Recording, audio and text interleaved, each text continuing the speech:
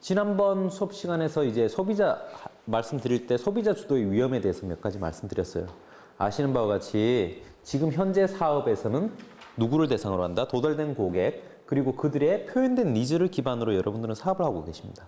하지만 보시는 바와 같이 도달되지 않은 고객, 표현되지 않은 니즈가 많죠. 더 큰 시장이 있는 겁니다. 만약에 여기 부분에 현재의 비즈니스만 안주한다면 경쟁자한테 큰 기회를 헌납하는 셈이 되겠죠. 그래서 혁신의 유행에 따라서 때로는 통찰력이 중요할 수도 있고, 그리고 시장 조사 방법론에 의존하는 것이 더 나을 수도 있겠습니다.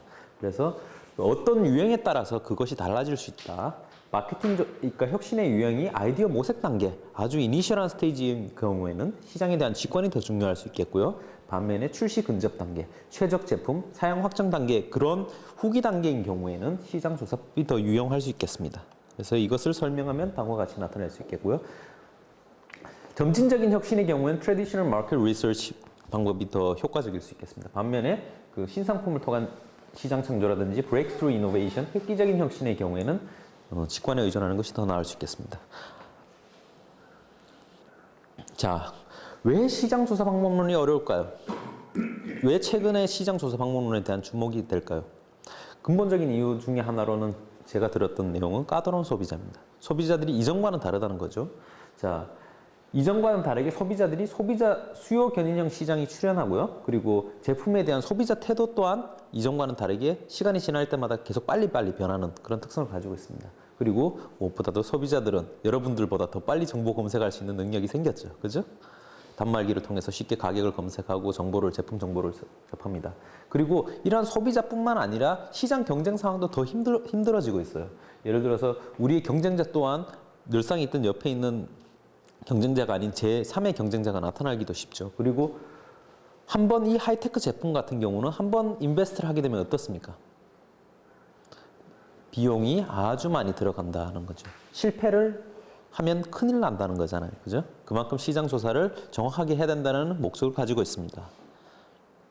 자, 하지만 보시는 바와 같이 신사업 실패는 대부분 하이테크 마케팅 실패이고요. 대부분 시장 조사를 한 번도 하지 않은 사례들이 많습니다. 그리고 특히 이제 그 출시를 앞두고 있는 그런 제품의 경우에는 시장 조사를 통해서 명확하게 파인 튜닝을 하시는 것이 필요하다. 가격이라든지 사양이라든지 그런 부분에 대한 결정을 하시는 데 큰 도움을 받으실 수 있다는 거고요. 자, 그렇지만 대부분 하이테크 기업들은 시장 조사를 하지 않았어요. 등한시해요. 자, 그 이유가 뭐겠습니까? 여러분들 하이테크가 적용된 제품을 운영하는 회사의 경우에는 대부분 엔지니어들이 중심이 되어 있겠죠. 엔지니어들은 어떤 특성을 가지고 있습니까? 한 단계 더 나은 성능을 추구하겠죠. 그래서 시장 조사보다는 그런 부분이 더 중요합니다. 그리고 기술 개발에 좀 더 초점을 두는 그런 성향을 가지고 있고요. 그리고 하이테크 기업들이 시장 조사를 한다고 하면 하이테크 관련된 제품 혹은 서비스잖아요. 이런 것들에 대해서 소비자들이 잘 알까요? 모를까요? 모르죠. 그죠? 그러니까 설문을 하시기 어렵겠죠. 쉽게 말씀드리면. 그리고 마음대로 있다고 하더라도 만일에 그런 것들을 그런 시장 사람들이 인식하고 있더라도 정확하게 지금 그 조사를 하는 방법론 자체가 어려울 수 있습니다. 무슨 말씀이냐면 이런 시장에 갓 나온 제품들에 대해서 어떻게 소비자들이 답변을 해야 될지 방법론들이 쉽지 않은 거거든요. 이전에 있던 듀러블 구사의 경우에는 너무 많은 방법론들이 있잖아요. 그죠? 쉽게 그냥 적용할 수 있도록 사람들이 이미 써봤고 정보를 검색하고 이런 부분들이 쉬운데 하이테크 제품의 경우에는 사람들이 스펙도 모르고 그리고 있다고 하더라도 그 방법론을 적용하기가 쉽지가 않거든요. 자, 따라서 여러분들 지난 수업 시간에서는 우리는 이런 하이테크 제품에 대한 시장 기회를 어떻게 발견할 것인가에 대한 방법론에 대해서 우리는 배웠습니다. 그죠? 시장 기회를 발견하는데 고객들의 반응을 예측을 하고요. 그리고 잠재적인 니즈를 파악합니다.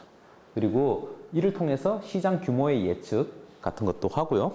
그리고 제품 사양 및 출시 전략의 정교화하는 목적으로도 사용됩니다. 대표적인 것으로 컨조인트 방법론이 있는데 이것은 오늘 여러분들 수업에서 다뤄질 내용들이고요.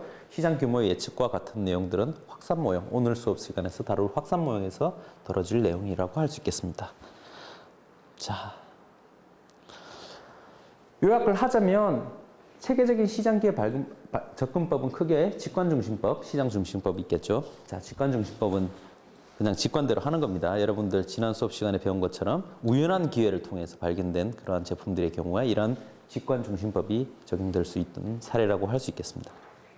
반면 시장중심법에 대해서는 여러 가지 다양한 방법론이 있는데 지난 수업 시간에 우리가 배운 거는 관찰조사 방법론, 감정이입 디자인, 선도 사용자 프로세스, 심층 면접법에 대해서 우린 배웠습니다. 그죠? 기억나시죠? 자, 그래서 먼저 관찰조사 방법론에 대해서는 사람에 대한 이해를 바탕으로 진행이 됩니다. 대표적인 방법론으로서는 기술적 민족학, ethnography라고 하는 방법론이 사용이 되고요. 이러한 그 기술적 민족학, 인류학에 기반을 둔 이러한 그 인류학을 마케팅에 적용한 이러한 방법론은 여러 가지 이제 마케팅 조사 방법론으로 관찰 조사 방법론으로 많이 활용됩니다.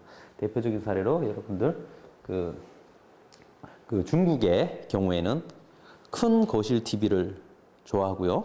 인도의 경우에는 작은 여러 TV가 여러 대 있는 것을 선호한다고 말씀드렸었죠. 이런 것은 이제 그 지역에 있는 사람들의 고유한 특성에 의해서 기반돼서 나타난 것이라고 할 수 있겠습니다.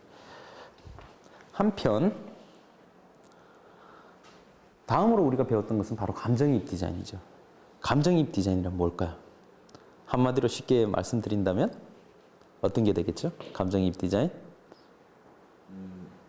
직접 제품을 사용하는 고객의 입장에서 그거를 개발자 혹은 마케팅이든 그 회사의 그 어떤 업무를 담당하는 사람이 참여하는 거죠. 그죠? 그런 입장에서 고려를 해서 그 제품 개발을 하는 것이라고 볼 수 있겠습니다. 시장 기회를 찾는 것이기도 하고요.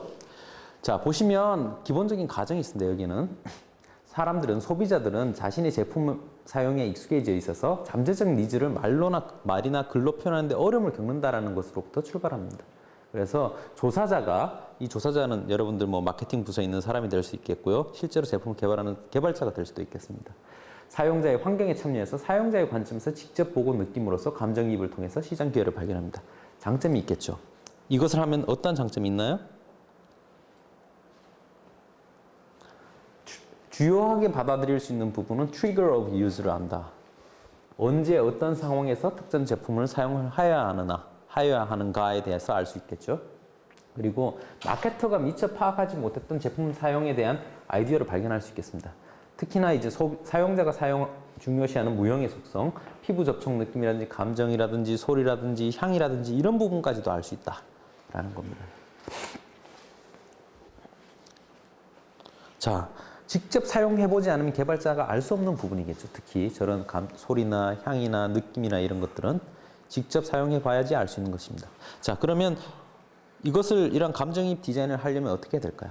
프로세스에 대해서 말씀드렸었죠. 집단 관찰을 하는데 여러분들 조사자의 조사자가 소속된 그 부서에 따라서 일단 다양하게 몇 명 사람을 출연해야 되고요. 그 사람들이 이제 마케팅과 연구개발 부서의 사람들이 같이 참여를 하도록 한쪽 부서에만 하면 편향된 의견을 내놓겠죠. 그죠?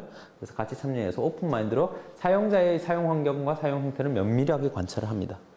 그리고 실제로 사용자 입장에서 감정이입 디자인을 한 이후에 관찰에 참여한 조사자들로부터 정보를 수집하겠죠. 그럼 DB가 모아지겠죠. 그죠?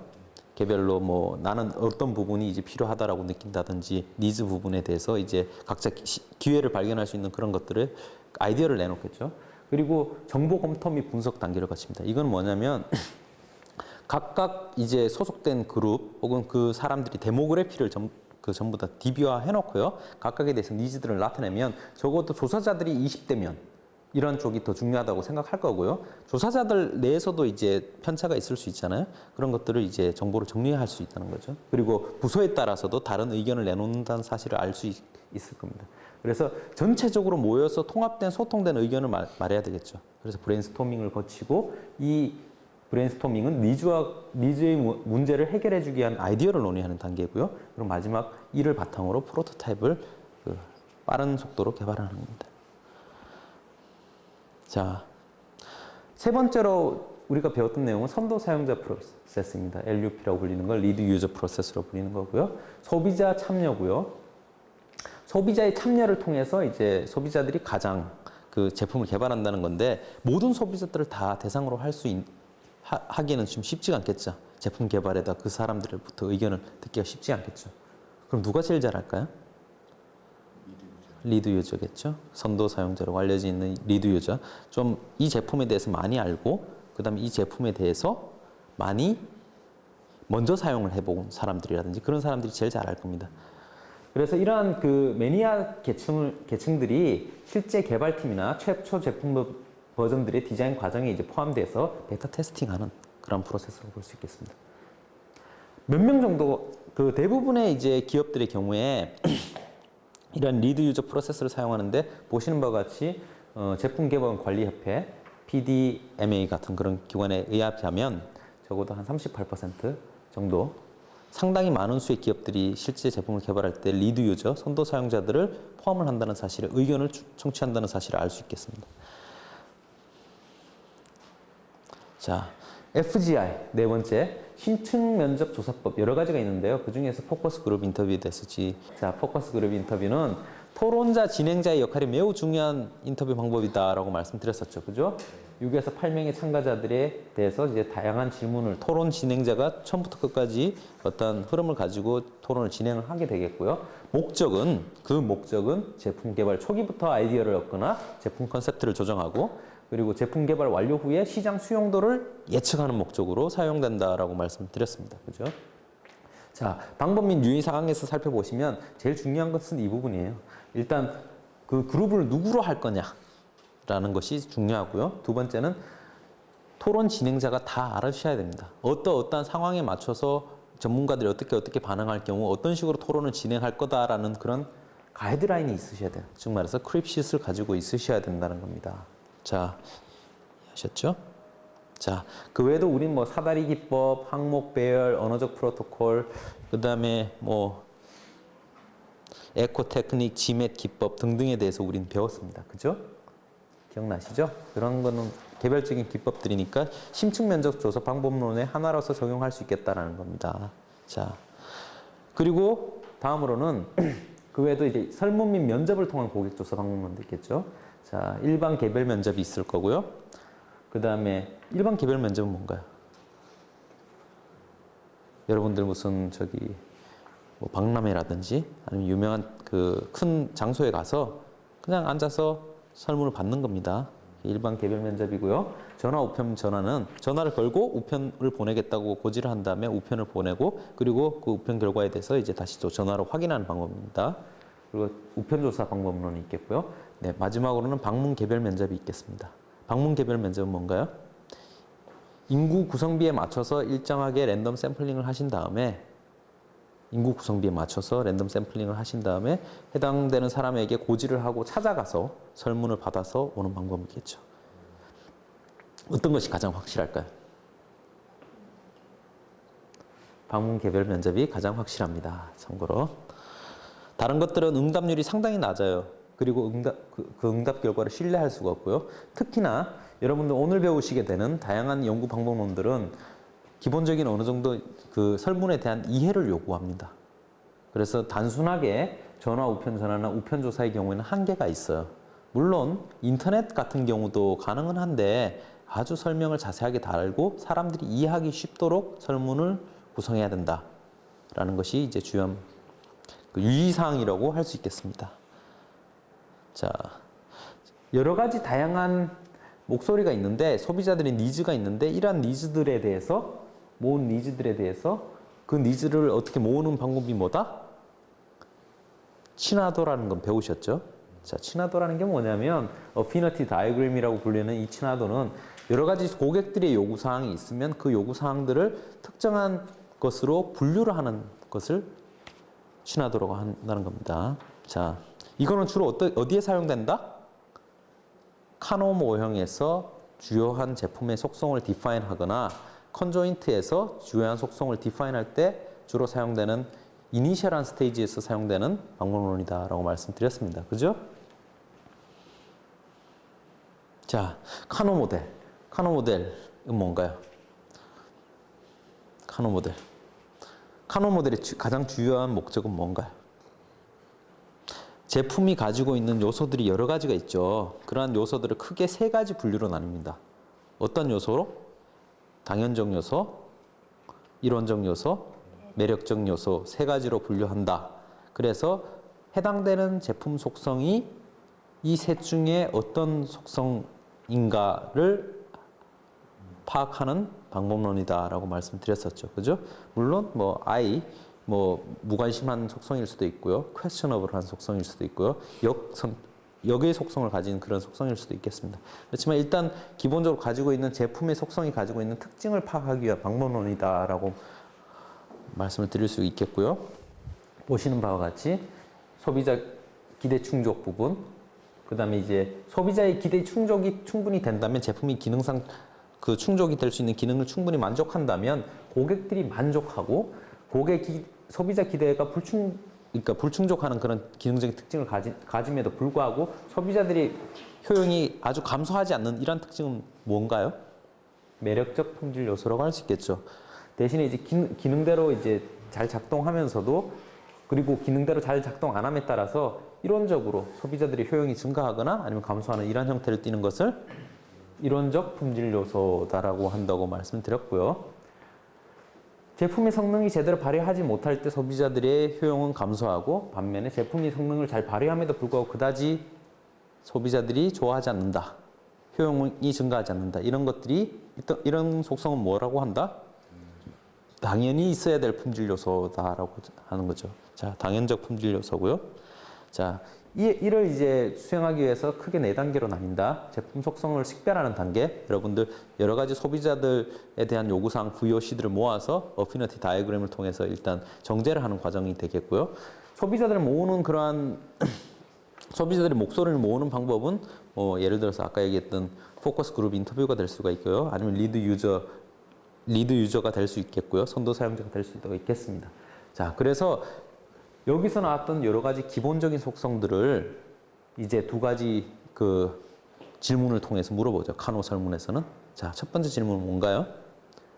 이 제품이 잘 작동한다면, 이러한 기능이 잘 작동을 한다면 여러분들은 만족하시나요? 에 대한 질문이고요. 2번째는 이 기능이 제대로 작동하지 않는다면 여러분들은 어떻게 느끼시나요? 라는 질문입니다. 그래서 대략적으로 한 5점 정도 척도로 나타내고요. 그 척도에 대해서는 지난 수업 시간에 말씀을 드렸습니다. 그죠? 자, 말씀드린 것처럼 첫 번째 이렇게 니즈들을 취합하고요. 그 다음에 카노 설문지를 구성하고요. 자, 이렇게 한다. 는 거고요. 자, 그래서 둘 다 잘 작동했을 때 그리고 잘 작동했을 때 좋아하고 잘 작동하지 않았을 때 싫어한다. 이런 반응을 띠는 것들은 이론적이다라고 할 수 있겠죠. 반면에 잘 작동했을 때 좋아한다라고 반면에 얘기를 하였지만 잘 작동하지 않았을 때 must be나 neutral이나 live with 같은 이런 반응을 띈다. 이런 것들은 경우에는 attractive한 기술 요소라고 볼 수가 요소라고 볼 수가 있겠고요. 반면에 잘 작동하지 않았을 때는 아주 싫어하지만 잘 작동했을 때 must be나 neutral이나 live with 같은 반응을 띠는 것, 이런 것들은 바로 당연적인 품질 요소다라고 할 수 있겠습니다. 자, 그 외에도 이제 각 속성에 비해서 상대적인 중요도를 나타내는 그런 설문들도 이어지고요. 그리고 이러한 설문들을 가지고 여러 가지를 합니다. 자, 그리고 이렇게 카노 설문이 끝나고 나면 평가를 해야 되겠죠, 여러분들. 자, 개별로 사람들별로 이제 각 속성별로 어떻게 분석 결과가 나오면 그것들을 이제 다 애그리게이트합니다. 자, 애그리게이트해서 어떻게 이제 구분을 하겠죠. 대략적으로 아까 처음에 전술한 바와 같이 처음에 이제 기본적으로 제품을 나타내는 속성이 3가지다. edge grip이나 ease of turn이나 아니면 서비스와 같은 그런 것들이 있을 때 여러 가지 이제 제품 속성 중에 여기는 7%, 여기는 몇 %인가요? 30? 3%, 50% 이런 식으로 사람들별로 나뉠 수 있겠죠. 그럼 평균적으로 이 에지 그룹이라는 속성은 어떤 속성인가요? M이죠. 당연적 품질 요소겠죠. 자, ease of turn은 어떤 속성인가요? 이론적. 그 다음에 서비스는 attractive, 매력적인 품질 요소다라고 말씀드릴 수 있겠고요. 하지만 이렇게 나타낼 수도 있겠지만 아니면 소비자 만족 개수로도 나타낼 수 있겠죠. AIOS와 AIDS라고 나타내는 이 값인데요. AIOS는 전체 중에서 효용을 증가하는 방향으로 나타내는 속성의 비율을 나타내는 거고요. AIDS는 전체 중에서 속성을 그 효용을 감소시키는 것의 비율을 나타내는 것이라고 할 수 있겠습니다. 자, 이렇게 하면 AIOS와 AIDS를 계산할 수 있겠죠. 그죠? 그냥 평균적인 값만 나타내는 게 아니고요. 무슨 말씀인지 알겠습니까? 그러니까 개선시킬 만한 가치가 있는 것. 적어도 아니면 적어도 잘 작동하지 않았을 때 효용을 감소시키지 않은 그 두 가지 카테고리로 이제 나눈다는 거죠. 그래서 다음과 같이 이제 4분면을 다시 또 나타낼 수 있겠고요. 그리고 한편 사람에 따라서 이러한 어트랙티브한 요소라든지 당연적 요소, 품질 요소라든지 이론적 품질 요소가 다를 수가 있겠습니다. 예를 들어서 전문가의 경우에 스킬을 예를 들어서 우리가 제품을 스키라고 칩시다. 스키라고 쳤을 때 전문가들의 경우에는 에지 그립이라든지 이지 오브 턴 같은 것들이 상당히 당연적 품질 요소가 될 수 있겠죠. 그죠? 당연히 있어야 되는 거잖아요. 근데 일반적인 소비자들의 경우에는 다를 수가 있겠다는 겁니다. 그냥 이론적으로 나타낼 수가 있는 거죠. 당연히 있어야 될 것이라고 안 여길 수도 있다는 겁니다. 이게 사람마다 그 사람들이 소속된 그룹마다 다를 거고요. 에이지별로도 다를 거고요. 그래서 만일에 제품에 대한 품질 요소를 디파인을 할 수가 있다면 여러분들이 향후 연구에서 그런 것을 디파인을 할 수 있다면 이것을 이렇게 카노 설문을 한 데이터베이스를 기반으로 2차 설문을 할 수가 있겠죠. 그래서 이 제품 요소가 다르다. 그러면 줄 수 있는 함의가 어떨까요? 이러한 젊은 층에 있는 이러한 사람들에 대해서는 이런 요소로 강조를 해서 그 광고를 해야 될 거고 아니면 이제 그 데모그래피가 다른 사람들에 대해서는 또 다른 그 당연적으로 있고 오히려 매력적인 품질 요소로 이런 것들이 제시될 수 있으니 다르게 마케팅을 가져가야 된다라든지 그런 함의를 낼 수가 있겠죠. 자, 아울러 이러한 제품 속성들 간의 상대적인 중요도 같은 경우도 다 그 설문에 포함이 되어 있겠습니다. 그래서 자사 제품이 타사 제품보다도 얼마나 더 뛰어난가를 가지고 그리고 그 제품에 대한 속성 요소가 얼마나 더 상대적으로 중요한가를 곱한 이 값은 바로 품질 향상 지수라고 알려져 있습니다. 그리고 이러한 그래프를 통해서 나타내서 그 자사가 타사에 비해서 어느 정도 기술적으로 아니면 속성에 있어서 우위를 가지고 있는지 점하고 있는지 포지셔닝이 어떤지를 알 수가 있다는 겁니다. 이것이 바로 지난 수업 시간에 한 내용이었습니다. 자, 기억나시죠? 전부 다. 전혀 새로운 내용이신가요? 새로운 내용이면 안 됩니다. 자, 오늘 수업 시간에는 더 많은 방법론에 대해서 말씀드리겠습니다. 자, 수요 및 확산의 예측인데요. 다른 시장기회 발견과 관련된 다양한 다른 방법론들도 말씀드리도록 하겠습니다. 자, 수요 예측 모형은 이제 여러분들 말씀하기 수요의 확산 및 예측에서 여기서 이제 시장 기회의 측정에 대한 문제고요. 수요 및 확산에 대한 예측은 그 잠재 수요를 예측을 한다. 쉽게 말해서 시간이 지나서 그 시장의 규모가 어디까지를 시장 규모가 될 것인가가 바로 잠재 수요라고 할 수가 있겠고요. 예를 들어서 우리나라 국민들을 전부 대상으로 한다 그러면 잠재 수요가 어디죠? 우리나라 국민이 되겠죠. 반면에 중국 시장 뭐 이렇게 더 들으면 잠재 수요가 더 증가하는 거야 되겠죠. 아니면 예를 들어서 한국의 면도기 시장 그러면 뭐가 되겠습니까? 잠재 시장이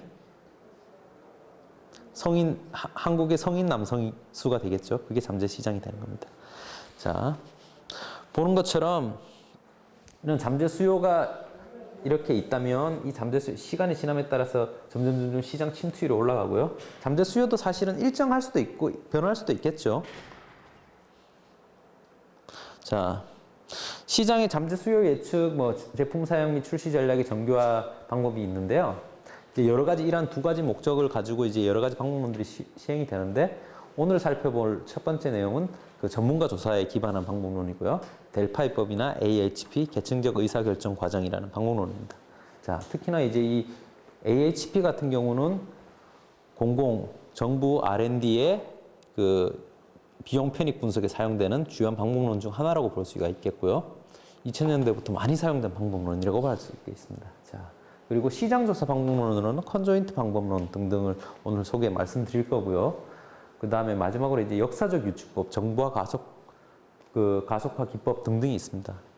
그리고 시간에 따른 시장 침투율의 변화에 대한 예측을 하는 모형으로는 확산 모형이라든지 스프레드시트 모형 등등이 있습니다. 그리고 마지막으로 오늘 말씀드린 가장 기타 수요 예측 기법으로는 무빙 에버리지, 지수 평활법, 익스포넨셜 스무딩, 그 다음에 홀츠 모델 등등에 대해서 말씀드리겠습니다. 자, 시장 분석 많이 합니까? 실제로 어떻게 생각하십니까? 시장 분석.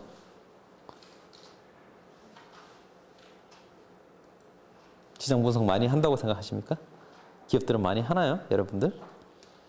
실제로 신제품 혹은 신서비스를 론칭하기 전에 시장 분석 해보고 한다고 생각하십니까? 안 해보고 한다고 생각하십니까? 산업 마케팅 같은 경우는 시장 분석이 좀 많이 세분화되어 있기 때문에 가능한데 네. 소비자 시장 분석은 하기가 워낙에 불확실성이 높으니까 그러면 이제 적어도 어떤 산업이 시간이 지남에 따라서 어느 정도 성장할 것이다, 어느 정도로 성장할 것인가에 대해서는 분석을 하죠. 그렇죠. 다음과 같이 개별 제품에 대해서까지는 아니라도 제품군에 대한 수요 예측은 상당히 많죠. 그죠? 미래에 대한 그게 전체적인 방향성이 결정되니까요. 대표적인 사례로 예를 들어서 보잉 같은 경우는 중국의 민항 수요 예측을 합니다. 이렇게. 실제로 예측을 하고 자신의 예측에 대한 결과를 바탕으로 어느 정도 설비 투자를 할 거냐를 결정하는 거고요. 여러분들 종종 신문에 대해서 바라볼 수 있을 겁니다. 이런 정보들은. 여기서는 이제 그 민간 항공기 제조업체인 보잉, 에어버스는 향후 20년 동안 중국의 약 5,260대 20대 6,700억 달러 규모의 신규 민항 항공기가 필요할 것으로 예측하고요. 이러한 예측에 기반하여서 그 설비 투자를 하는 거죠. 자, 또 다른 사례를 보시면 여러분들 세컨드 가전시장 들어보신 적 있으시죠? 자, 인구 구조가 변함에 따라서 사람들의 가전에 대한 수요가 바뀔 거다라고 해서 그 수요 예측을 하고요. 그 수요 예측을 바탕으로 어떤 가전기구가 필요할 것인가에 대한 그 분석을 한 바가 있습니다. 그리고 이에 따라서 전자회사들이 가전을 생산하고요. 자, 세 번째 시장 수요 예측 사례로 중국의 교통 수요 예측이 있습니다. 자, 요거는 이제 논문의 한 사례를 말씀드린 건데요. LR 등등이 이제 분석한 내용인데 여러분들 보시는 것처럼 그 자가용 육상 운송, 항공 운송으로 이제 중국의 운송 수단을 크게 세 가지로 세분화해서 시간이 지남에 따라서 어느 정도 그 성장할 거냐 봤는데 자가용 수요가 상당히 2010년에서 2030년 사이에 상당히 증가할 거다라는 연구 결과를 내놓았습니다. 상대적으로 다른 수요에 비해서. 그 결과를 바라보자면 자동차 수요는 2010년에서 2030년까지 한 4.7배, 육상 운송 서비스의 경우에는 한 2.8배 정도, 항공 운송의 경우에는 한 2배 정도 증가한다고 이렇게 분석을 하였고요. 이러한 예측 결과를 활용해서 기반해서 이제 다양한 그 기업들은 자신들이 그 향후에 중국에다가 중국 시장이 중요하다라는 것을 어필할 수 있는 그런 근거를 마련하는 거라고 할 수 있겠죠.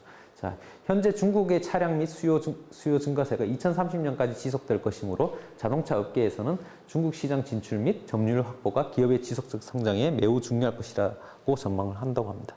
자, 이런 것처럼 수요 예측은 큰 흐름을 파악하시는 데 상당히 도움이 될 수가 있겠습니다. 자, 그 다음에 시장의 잠재적인 수요를 예측하는 방법이 여러 가지가 있는데요. 그 정성적인 기법이 있고요. 혹은 정성적 혹은 반정량적인 기법인데 델파이법, 역사적 유추법, 정보화 가속 기법 등이 있겠고요.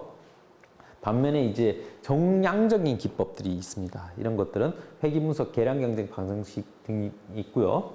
이런 것들은 이제 함수적 관계가 기본적으로 들어갑니다. 예를 들어서 인과관계에 기반을 한다는 거죠. 예를 들어 어떤 것 수요가 오르면 Y 변수가 어떻게 바뀐다. 이런 형태로 구성을 하는 것이라고 할 수 있겠습니다. 자, 말씀드린 거고. 자, 델파이 기법에 대해서 말씀드리겠습니다. 델파이 기법 언제 나왔을까요? 1950년대. 네. 델파이 기법 들어보신 적 있으십니까? 델파이 기법에 대해서 들어보신 적 있으세요? 자세히는 모르죠. 그럼 델파이 기법이 1950년대 어디에서 나왔다? 랜드 코퍼레이션. 미국의 랜드 연구소에서 나왔죠. 자, 다수의 전문가의 직관과 경험을 최대한 이용해서 이제 그룹 의사결정 과정을 거치는데요. 여러분들, 일반적으로 여러분들이 회의를 해보시면, 전문가 회의를 해보시면 어떤 현상이 나타납니까? 제멋대로다. 자, 전문가 그룹이 모여서 회의를 하면 어떤 현상이 주로 발생합니까? 자, 이 문제에 대해서 한번 토의를 해봅시다. 이렇게 얘기하고 회의를 진행하면 어떤 현상이 발생하죠? 대부분은 침묵합니다. 극적인 얘기를 내놓지 않아요. 그죠? 자, 누구의 의견대로 회의가 진행이 됩니까? 네? 제일 높은 사람? 아니면 누구의 의견대로 의견이 주로 진행이 됩니까?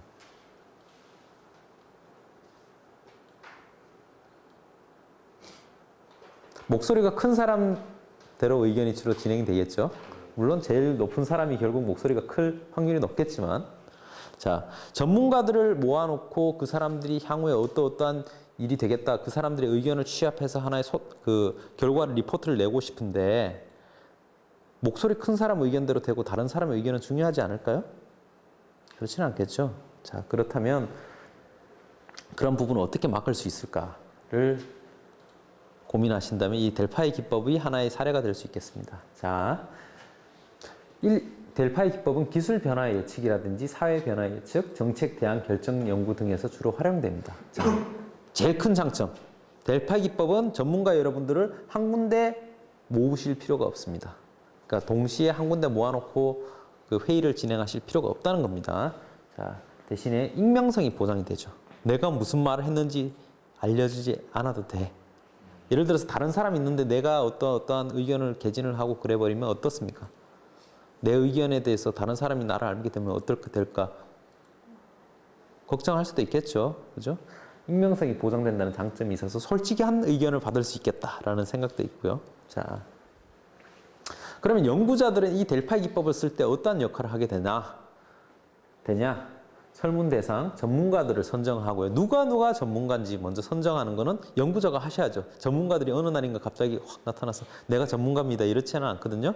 연구자가 연구 설계를 하시고 누구누구를 전문가로 하겠습니다라고 하고 전문가 섭외를 하셔야 된다는 거죠. 단 전문가를 섭외할 때 여러 가지 규칙이 있겠죠. 그거는 조금 이따 말씀드리고요. 자, 그리고 설문 내용 및 문항을 결정을 합니다. 최종적으로.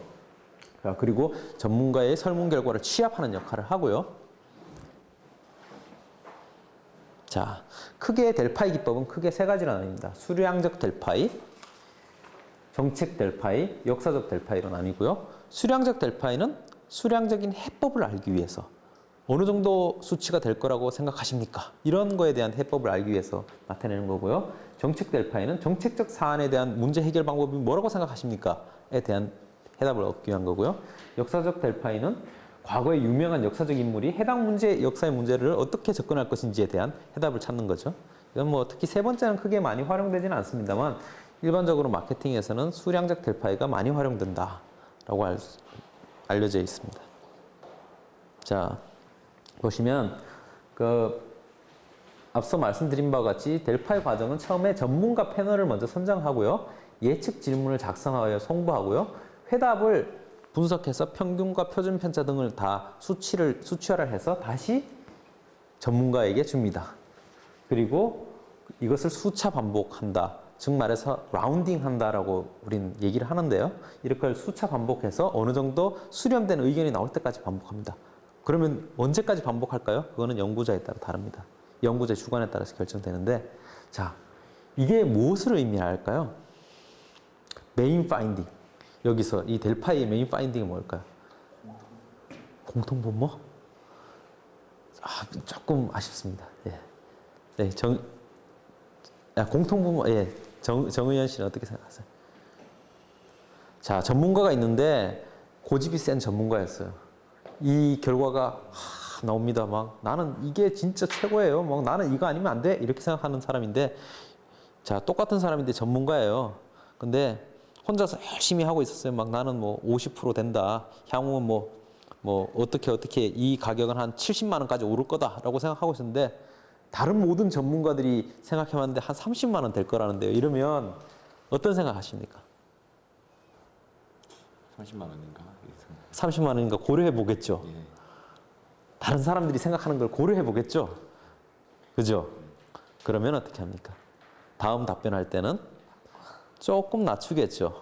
자기 주관이 쉽게 얘기하면 같이 모아놓고 막 떠들면 서로 목소리 큰 사람 의견이 따르는 것처럼 이것이 다른 사람의 객관화된 의견이다라고 그 사람한테 알려주는 겁니다. 그리고 그 의견의 분포가 이러하다라고 얘기해서 그 사람들로 하여금 어떻게 의견이 점점 모아지게 하는 그런 역할을 가지고 있다는 겁니다. 이 라운딩이라는 게 그런 역할인 겁니다.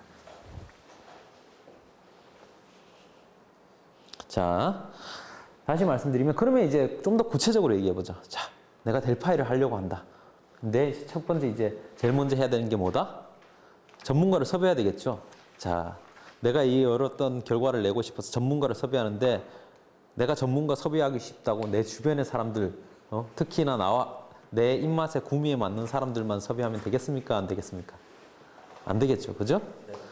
자, 첫 번째, 여러 분야의 전문가들, 특히나 이제 이해관계가 있으면 프로스 앤 콘스에 있는 각각 다양한 분야의 전문가들을 섭외한다라는 거고요. 자, 그러면 두 번째 이제 구체적인 문제로 몇 명 정도 섭외하는 게 옳을까요?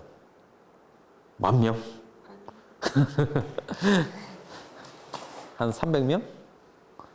자, 전문가들이 생각보다 많지 않습니다. 많이 하는 국가연구개발사업 경우에는 한 800~900명까지 델파이 하는 경우, 거의 한 1000명까지 델파이 하는 경우도 있는데 대체적으로 뭐 한 15명 정도 진짜 핵심, 정말 잘하는 정말 전문가를 찾아야 되겠죠. 그리고 한 15명 정도면 된다라고 알려져 있고요. 마르티노 연구에 대해서. 전문가 소속도 연구 목적, 연구비, 시간 등을 고려를 하셔야 됩니다. 그래서 적정한 이제 편향된 사람이 아니고 좀 다양한 의견을 가진 집단을 고르게 이제 섭외하는 게 중요하겠고요. 자, 그러면 그 다음에 어떻게 합니까? 전문가를 섭외하셨어요. 자, 이제 두 번째는 오픈된 퀘스천을 먼저 해요. 예를 들어서 A라는 기술과 관련해서 중요한 게 뭐냐? 아니면 B라는 제품을 시장에 출시할 경우 걸림돌은 뭐냐? 등등 이제 전체적인 질문을 하고요. 그리고 바로 내가 묻고자 하는 수량적인 문제를 묻기보다는 전체적인 태도를 알아서 그 사람들이 어떻게 생각하는지 전반을 한번 살펴봅니다. 일단 프리로 그 사람들 그 설문 그러니까 본격 설문을 하시기 전에 1차적으로 어떤 프리 설문들을 하는 거죠. 해서 그 사람들의 의견들을 취합니다. 이를 바탕으로 이제 본 설문을 시작합니다. 자, 1단계에서 전문가 응답 내용을 정리하고 각각에 대해서 이제 한 제일 메인되는 그런 질문에 대해서 5점 혹은 7점 척도로 응답할 수 있도록 바꿔요. 왜냐하면 수량적인 평균과 표준 편차 등을 다시 역으로 제공해야 되거든요. 그죠? 그래서 이제 뭐 예시한다면 뭐 완전 동의, 보통, 반대, 완전 반대 등등을 나타낼 수 있겠고요. 자, 2차 설문이 종료되면 이제 각각의 문항에 대해서 평균 분산, 중앙값 등등의 통계치를 보여주는 거예요. 자, 여러분들 전문가의 생각과 다른 사람들이 이렇게 달라요. 이러는 거잖아요. 대신에 이제 이 사람들은 그렇겠죠. 기본적으로 한 곳에 모여서 인터뷰를 하시게 되면 의견을 개진하는 사람의 주요한 소속이 드러나고요. 그리고 한 사람의 목소리 큰 사람의 의견에서 전체적인 전문가 설문 결과가 그렇게 나타내는 결과가 생기는데 이렇게 하는 경우에는 익명성이 보장되니까 자기 마음대로 마음껏 자기의 의견을 개진할 수가 있겠죠. 그죠? 자, 그리고 이렇게 해서 이제 결과가 나오면 예측 질문을 다시 작성해서 한 번 라운딩을 거친 다른 사람들의 그 재평가를 다시 한 다음에 다시 또 거치고요. 가끔 이러한 그 중간에 이제 라운딩을 할 때도 계속 변하지 않는 고집을 부리시는 분들이 있어요. 그런 경우는 제일 극단 양값을 제외하고 다시 또 리포팅 해주기도 합니다. 그거는 이제 그런 정도의 방법론 차이는 있고요. 자, 그래서 이제 최종적으로 어떠한 수량적인 대응 해법으로는 구간을 제시를 해요. 적어도 찬성이라고 얘기한 사람들은 한 몇 %, 반대는 한 몇 %, 뭐 이런 식으로 그 수렴된 구간을 예측해 주는 겁니다. 그러니까 레인지 상태로 이제 제시가 되고요. 자, 하나의 사례를 들자면 델파이 기법에 대한 사례를 들자면 신재생 에너지의 불확실성을 반영한 수요 예측 모형 뭐 이렇게 해서 50명의 전문가를 대상으로 했고 3차에 걸친 태양광 에너지 전망 조사 뭐 이런 거 단기적, 장기적 전망에 대한 의견들 수렴하는 페이퍼가 대략적인 요 사례라고 볼 수 있겠고요. 뭐 요것도 뭐 레인지가 있으니까 내외 환경, 정책 등이 현재 상태가 유지된다는 전제하에 국내 태양광 설치 용량 규모는 단기적으로 어느 정도 예상되십니까? 했을 때 대부분 상당히 의견들이 갈려 있다라는 사실을 알 수 있겠고요. 요거의 경우에는 그럼에도 불구하고 1,300에서 1,500 메가와트 정도라고 얘기를 하고 있고요. 내외 환경, 정책 등이 현재 상태가 유지된다는 전제하에 국내 태양광 설치 용량 규모는 장기적으로 어느 정도 예상되십니까? 했었을 때 2.1에서 3.5 기가와트, 그 다음에 이제 4.9에서 6.3 기가와트에 전체적으로 많이 몰려있다. 크게 두 부류로 나뉘어져 있다는 사실을 알 수 있겠죠. 그리고 2010년 현재 태양광 산업이 신재생 에너지 전체 투자액의 80% 이상을 차지하고 있습니다. 향후 전체 신재생 에너지의 비중은 어떻게 변화할 것으로 전망하십니까? 했을 때 그 평균적으로 한 73%, 최대 80, 최소 60. 그러니까 한 73%가 재생 에너지 중 태양광 산업의 비중이 될 거다라고 예측을 한 겁니다. 자, 이런 식으로 델파이 기법들이 사용된다라는 거고요. 자, 다음으로 정보화 가속화 기법이 있습니다. 이거는 뭐 특별한 방법이 있는 건 아니고요. 전혀 새로운 제품의 잠재 수요 예측에 사용됩니다. 사람들이 무엇을 통해서 정보를 습득하는지를 파악하고자 하는 것이고요. 주로 이제 MIT 얼반 교수를 중심으로 해서 1990년대 초에 개발돼서 사용됐습니다. 정보 탐색 경로를 파악하게 해주는 방법이라고 할 수 있겠습니다. 그래서 실험실 조사를 기반을 하는 거고요. 뭐 특별히 어렵지는 않습니다. 뭐 어떤 정보가 있다면 너는 그 정보를 어디서 찾을래라고 했을 때 뭐 제품 브로셔에서 찾는 사람도 있을 거고요. 판매원에서 찾는 사람도 있을 거고요. 잡지 광고에서 찾는 사람도 있을 거고요. 동료인 사람들로부터 얻는 사람들도 있을 거고요. 그냥 정보를 어디서 얻는지를 사람들이 이제 어디서 얻는지를 관찰하는 거죠. 물어보는 거고요. 자, 세 번째로 이제 말씀드릴 내용은 AHP입니다. AHP 들어보셨습니까? 애널리틱 하이어러키 프로세스로 하거든요. 계층적 의사결정 프로세스라고 알려져 있고요. 주로 전문가 조사를 통해서 많이 사용될 수 있습니다. 자, 제가 지금 얘기하는 전문가 조사 혹은 소비자 조사라는 거는 이 HP는 무조건 전문가 조사만 해야 된다고 하지는 않습니다. 소비자한테도 할 수는 있어요. 그렇지만 이제 보시는 바와 같이 설문이 상당히 쉽지가 않습니다. 그래서 전문가 설문에 주로 사용되는 성향을 가지고 있고요. 1970년대 초 펜실베니아 대학의 토마스 사티 교수가 발견한 겁니다.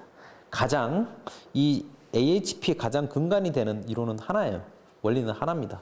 자, 여러분들이 가지고 있는 대상이 있어요. A, B, C가 있는데 A, B, C가 예를 들어서 크기라고 합시다. 사물의 크기라고 얘기해요. 사물의 크기라고 얘기했을 때 A, B, C가 있을 때 어떻게 뭐 크기가 뭐 이거는 3, 이게 크기가 2, 이게 크기가 5다라고 했을 때 예를 들어 웨이트 형태로 나타낸다고 했을 때 여러분들은 어떻게 보십니까? 딱 보고 얘는 3, 얘는 2, 얘는 5 이렇게 하십니까? 예를 들어서 가중치가 있어요. 국영수에 대한 가중치가 있고 내가 중요하다고 생각하는 게가 있는데 국영수를 보고 내가 대충 30%, 수학은 20%, 영어는 50% 이렇게 매깁니까? 사람은 그렇지 않다는 겁니다. 기본적으로 HP는 쌍대 비교를 근간으로 하고 있어요. 자, 이게 뭐냐면 두 개씩 비교를 한다는 거예요. 쉽게 얘기하면 A와 B와 C에 대한 상대적인 가중치를 알 때 사람들은 A와 B를 보고 A가 B보다도 한 2배 정도, B가 C보다도 2배 정도. 그러면 A와 C는 그러니까 두 개씩밖에 비교를 못 한다는 거예요. 자, 그래서 그런 식으로 비교를 해서 종합적인 의견을 낸다는 겁니다. 그게 인간의 자연스러운 의사결정 과정이고요. 그리고 사람들의 의사결정은 어떻게 되냐면 트리 형태로 구성된다는 겁니다. 뭐냐면 예를 들어 뭐 어떤 제도가 있으면 제도에서 크게 고려할 요소가 기술적 요소와 경제적 요소로 나뉜다. 기술적 요소 하에서는 하부에는 크게 이 세 가지 요소로 나뉘고 경제적 요소 하에서는 하부적으로 크게 이 세 가지가 나뉜다. 이런 식으로 사람들이 의사결정할 때 기본적인 트리가 있는 거예요. 틀이 있다는 거죠. 한 체계를 가지고 사람들은 디시전 메이킹을 한다는 겁니다. 자, 이런 것에 기반해서 된 방법론이고요. 여러분들 의사결정 트리를 직접 보시면 무슨 말인지 이해가 잘 가실 겁니다. 자, AHP의 가장 근본적인 특징은 계층적 구조다. 그리고 측정하는 방법으로 이제 그 무형의 것도 가능하다는 거고요. 중요도 같은 것들을 두 개씩 비교를 하고요. 그리고 가장 큰 장점 중에 하나가 거짓말쟁이를 골라낼 수 있는 방법론이다. 그러니까 일관성 없이 대답하는 사람들을 걸러낼 수 있는 방법론이라는 겁니다. 예를 들어서 A하고 B의 상대적인 중요도가 A가 B보다 2배만큼 중요하다. B가 C보다도 2배만큼 중요하다고 했을 때 그러면 A와 C는 몇 배만큼 중요할까요? A가 몇 배만큼 중요하세요? A가 B보다 2배만큼 더 중요해요. B가 C보다 2배만큼 더 중요해요. 그러면 A는 C보다 몇 배만큼 더 중요해요? 4배죠. 근데 가끔 사람들 중에 이렇게 두 개씩 비교하게 시키면 A는 C보다도 몇 배만큼 중요합니까? 이러면 둘 다 똑같이 중요합니다. 이렇게 대답하는 사람이 있어요. 아니면 C가 A보다 더 중요합니다. 라고 생각하고 그건 까먹어요. 자기가 두 개씩 비교하라고 그래도 제대로 비교 못하는 사람이 있습니다. AHP는 이렇게 이상하게 대답하는 사람을 걸러내줍니다. 나중에 CR 레이쇼, 일관성 지수라는 수치를 통해서 걸러내줍니다. 대부분 제가 직접 설문을 해보면 0.1 정도를 보통 크라이테리어를 잡는데 CR 레이쇼를 실제로는 대부분 사람들 CR 레이쇼 0.1 넘는 경우가 많아요. 그래서 올바른 설문자들을 잘 설문하게 만드는 게 이제 중요하다. 그래서 0.1 혹은 0.3 크라이테리어가 두 개가 있어요. 그래서 보통 0.1에서 0.3 정도 크라이테리어를 가지고 일관성 있는 응답자들의 의견을 취합할 수가 있다는 거고요. 그리고 민감도 분석, 하나의 그 속성 요소의 중요도가 바뀔 때마다 어떻게 전체 의사결정이 바뀌는지를 알 수도 있고요. 그리고 뭐 과정의 반복 부분도 있고요. 나아가서 이제 여러 가지 한 부서 전체의 의견들을 통합할 수도 있어요. 이 HP를 통해서. 혹은 전문가들의 의견을 한 번에 통합할 수 있는 그런 의사결정 그 과정이라고 할 수 있겠습니다. 자, 장점 중에 하나가 뭐냐면 방금 말씀드린 바와 같이 정성적, 정량적 요소를 모두 고려하여서 상대적인 중요도 혹은 선호도를 체계적인 비율적도로 나타내 줄 수 있다는 거예요. 자, 우리는 보통 보면 어떻게 의사결정을 합니까? 아, 그거는 정량적인 수치로 나오는데 이건 정성적인 요소라서 이건 고려하기가 힘들어요. 이렇게 얘기할 수 있죠. 근데 정성적인 요소를 정량적인 요소랑 비교해서 상대적으로 그 전문가들한테 의사를 물어보잖아요. 마음속에서 자기가 그 전문가들이 비교하고 있는 상대적으로 중요한 가중치를 둘 수가 있잖아요. 그러니까 그런 부분에 대해서 답을 줄 수 있다는 겁니다. 두 번째, 적용 절차가 비교적 간결하다고 알려져 있는데 제가 실제로 그 설문을 해보면 그렇지는 않아요. 제가 예전에 2005년도 정도에 이제 PLC라는 사업에 대해서 한번 그 AHP 설문을 했던 적이 있었는데 밤에 저녁에 아주 그 교수님께서 곧 내가 이거를 정말 정밀 검토해서 한번 설문을 해주시겠다라고 얘기해서 영국 교수님이셨어요. 그 당연히 백인이시고요. 그래서 탁 들어갔는데 I can do it 이러면서 들고 가셨어요. 그러고는 다음날 아침에 제가 또 득달같이 가서 설문지를 받으려고 설문 잘 하셨습니까? 하면서 달라고 했더니 대단히 피곤한 모습을 하시면서 정말 힘들다라는 표정으로 빨리 가져가 이렇게 take it 이러면서 딱 주시더라고요. 그러니까 간결하다고는 하는데 여러분들 보시면 생각보다 그 설문이 쉽지 않습니다. 여러분들 실제로 해보면 고민을 하게 되십니다. 참고로. 자, 그리고 전문가의 일관성을 검증할 수 있다. 거짓말쟁이 혹은 일관성 없게 대답하는 사람을 걸러낼 수 있다는 장점이 있고요. 네 번째는 인간의 자연스러운 사고 과정을 반영한다. 자, 여러분들 결정할 때 예를 들어서 트리 형태로 결정한다는 걸 알 수 있죠. 그리고 마지막으로 다수 평가자의 의견을 전체를 종합함으로써 분쟁을 해결하는 데 기법을 많이 쓸 수가 있어요. 자, 전체 의견을 다 종합해 봤더니 이런 결과가 나왔습니다. 이러면 사실 크게 토를 달기가 힘들죠. 그죠? 자, 분쟁 해결 기법으로 사용될 수 있다는 거고요. 자, 첫 번째 그 프로세스를 말씀드리면 첫 번째는 의사결정 사항들을 계층으로 분류해서 의사결정 계층을 먼저 설정해요. 두 번째는 의사결정 요소들 간의 쌍대비교, 페어와이즈 컴패리슨으로 판단 자료를 수집을 하고요. 세 번째는 고유치 방법. 갑자기 모르는 방법을 사용했습니다. 제가 아이겐밸류 메소드라는 걸 사용해서 의사결정 요소들의 상대적인 가중치, 웨이트 벡터들을 이제 추정을 하고요. 그리고 이제 종합 순위를 얻기 위해서 의사결정 요소들의 상대적 가중치를 종합합니다. 자, 이게 무슨 말씀인지 모르시겠죠? 그죠? 말만 들어서는 모르겠죠? 자, 실제적인 예시를 보면 아실 수가 있겠습니다. 자, 여러분들 보시면 요금제를 선택하실 때 뭐 이 트리가 제일 중요한데, 자, 여러분들 뭐 의견이 다 다를 수는 있겠죠. 예를 들어서 나는 요금과 혜택 외에 뭐 무슨 뭐 추가적인 데이터 사용료 뭐 이런 것들도 있겠죠. 그죠? 그렇지만 일단 뭐 간략하게 지금 이건 예시니까 그냥 이렇다고만 이해하시고 한번 보십시다. 자, 요금제를 선택할 때 크게 우리는 뭐를 봅니까? 요금과 혜택을 보겠죠. 이거는 뭐 부인을 하기 힘들잖아요. 자, 그리고 요금 안에서는 기본료하고 초당 추가 사용료가 있다고 가정하고요. 혜택 안에는 무료 문자 서비스, 기타 할인 서비스 등등이 있다고 칩시다. 물론 이거에 대해서 이 트리 자체 나는 이런 식으로 요금제를 선택하지 않아 라고 얘기하는 사람들도 있을 거예요. 그죠? 그래서 그런 사람들을 반영해서 초기에 다양한 그 트리를 갖다 놓고 어떤 식으로 생각하느냐고 해서 의견을 들어서 적정하게 누구나 공감할 수 있는 어느 정도 수준 안에서 공감할 수 있는 트리를 잘 작성을 하십니다. 이 트리 작성이 거의 AHP의 중요도에서 한 7%, 80%를 차지한다고 보시면 돼요. 자, 이렇게 트리를 짰어요. 그리고 우리가 최종적으로 선택하는 대안이 요금제 A, 요금제 B, 요금제 C가 있어요. 요금제 A, 요금제 B, 요금제 C가 있죠. 자, 그러면 어떻게 비교하냐? AHP는 어떻게 비교한다고 했습니까? 두 개씩 비교한다고 그랬죠. 자, 요금제와 요금과 혜택이 상대적으로 어떤 것이 더 중요하다고 생각하십니까? 라고 묻는 거예요. 그러면 A, 요금이 혜택보다 2배만큼 더 중요하다. 요금이 혜택보다 3배만큼 더 중요하다. 이런 식으로 답변을 하게 돼 있어요. 자, 기본료하고 초당 추가 사용료가 얼마나 더 상대적으로 중요하게 생각하십니까? 요금제 안에서. 그럼 이거는 몇 대 몇 또 이런 식으로 나오겠죠? 마찬가지로 이렇게 2개씩 비교하겠죠. 그리고 두 개씩 비교하는데 여기 보시면 요금제 A, 요금제 B, 요금제 C잖아요. 자, 기본료 안에서 요금제 A와 요금제 B 중 어떤 것이 상대적으로 더 우월하다고 생각하십니까? 이렇게 물어요. 그러면 요금제 A가 요금제 B보다도 2배만큼 더 우월하다고 생각하겠죠? 아니면 요금제 A하고 요금제 C는 어떻게 상대적으로 더 중요하다고 또 물어요. 그 다음 요금제 B하고 요금제 C하고 상대적으로 어떤 게 더 중요한지 물어요. 이런 식으로 묻습니다. 자, 이 과정을 하나를 보시면 이런 식으로 설문을 짜요. 요금제 선택 요소에 대해서 요금과 혜택 중에서 어떤 기준이 더 중요하다고 생각하십니까? 여기 1은 둘 다 똑같이 중요한 거예요.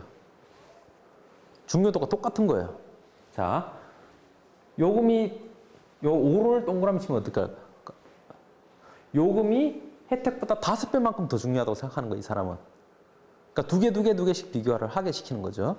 자, 기본료하고 요금 안에서 기본료하고 초당 추가 사용료 중에 어떤 기준이 더 중요하다고 생각하십니까? 이렇게 물어요. 자, 이런 식으로 두 개씩 다 질문한다. 자, 그러면 기본료 안에서는 기준이 3개인 건 어떻게 하냐? A, B, A, C, B, C 순으로 이렇게 두 개씩 비교를 하게 돼 있어요. 자, 이런 식으로 다 합니다. 자, 그러면 어떻게 되냐? 자, 이렇게 비교 행렬이 나타나게 되겠죠. 예를 들어서 요금제 A가 요금제 B보다도 2배만큼 더 중요하다고 그러면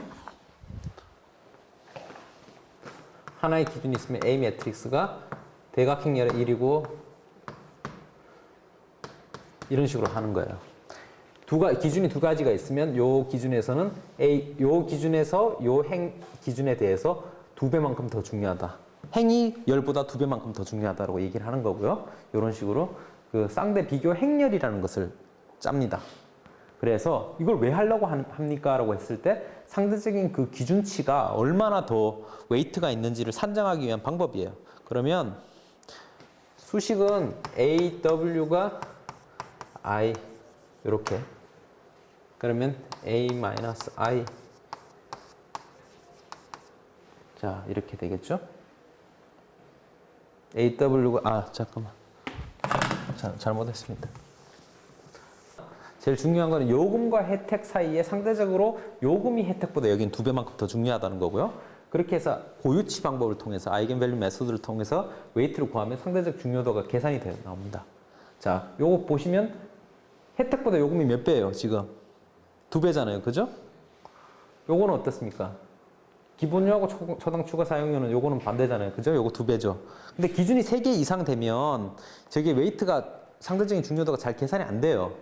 그래서 고유치 값을, 그러니까 아이겐 벡터를 계산하기 위해서 고유치 방법을 쓰는 거고요.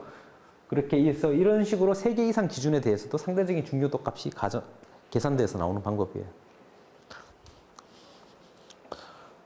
보시면 예를 들어서 요금제 ABC 같으면 0.571, 0.286, 0.143 이런 식으로 상대적인 웨이트 값이 다 나오게 돼 있고요. 두 개씩 비교를 한다는 거죠. 자, 요것도 마찬가지입니다. 요금제 A는 요금제 B보다 4배만큼 더 4분의 요금제 B가 요금제 A보다 4배만큼 더 낫다는 거고요. 요금제 A는 요금제 C의 7분의 1만큼이니까 0.079. 제일 안 좋은 대안인 거죠. 그죠? 여기서는. 자, 이런 식으로 다 구한다. 그러면 이렇게 다 구하면 어떻게 되냐? 요금제 A, B, C에 대해서 총량적으로 아까 개별로 다 웨이트가 다 나와 있으니까 기본 요금제 A, B, C 각각에 대해서 계산을 할 수 있겠죠. 상대적인 중요도가 다 나와 있으니까. 요금과 혜택이 아까 몇 대 몇이었죠? 요금이 0.667만큼 중요하고 혜택이 0.333이었죠. 그죠? 그리고 요금 안에서 기본료랑 초당 추가 사용료가 어떻습니까? 초당 추가 사용료가 더 중요도가 높았죠. 2배만큼. 그죠? 이렇게 웨이트를 넣고요. 무료 문자와 기타 할인 서비스도 마찬가지로 이런 식으로 들어가고요. 요금제 ABC 각각에 대해서 이 무료 문자 서비스란 기타 할인 서비스 기본료랑 초당 추가 사용료 요금에 대해서 각각 요금제가 어떤 평가를 받고 있는지 다 쓰는 거죠. 이렇게 벡터화 시켜서 매트릭스화 시켜서 다 계산해서 요금제 A, B, C에 대해서 총량적으로 한 사람에 대해서 지금 여러 사람이 아닙니다. 한 사람의 평가자에 의한 결과에 의하면 요금제 A가 요금제 B보다 요금제 C보다 낫다는 결과가 나오죠. 왜? 요금제 A는 0.461만큼 웨이트를 얻었고 요금제 B는 0.241, 요금제 C는 0.298 이런 식으로 그 결과를 얻는 거거든요. 그죠? 잘못됐나? 그죠? 잘못됐네요. 요금제 A, 요금제 C, 요금제 B네요. 그죠? 이건 넘어가 주세요. 네, 실수. 자, 다시 말씀드리자면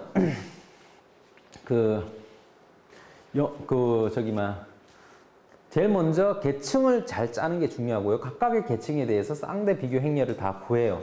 그래서 각각의 쌍대 비교 행렬에 대한 웨이트를 구합니다. 그리고 고유치 방법은 고유치 여러 가지 멀티플하게 나오는 것 중에서 아마 그 양의 값을 선택하게 돼 있고 0은 안 되고 0행렬 안 되고요. 라무다 이 가장 큰 고유치 값을 넣어가지고 계산을 하게 돼 있어요. 그래서 웨이트 값을 계산하게 해서 구하는 방법이 있고요. 자, 그렇게 해서 종합 중요도를 산출하는 방식이라고 할 수 있겠습니다. 자, 그러면 한 의사결정자에 대해서 저렇게 웨이트가 다 나온다면 그냥 그게 하는 게 아니라 의사결정자 한 사람에 대해서 아까 이 사람은 A, C, B 순으로 각각의 중요도 그 다음에 평가 요소에 대한 상대적인 웨이트 가중치들이 다 나왔잖아요. 그러면 첫 번째 사람, 두 번째 사람, 세 번째 사람, 네 번째 사람, 다섯 번째 사람이 있어요. 그러면 그것들을 어떻게 의사결정을 종합할 거냐에 대한 문제입니다.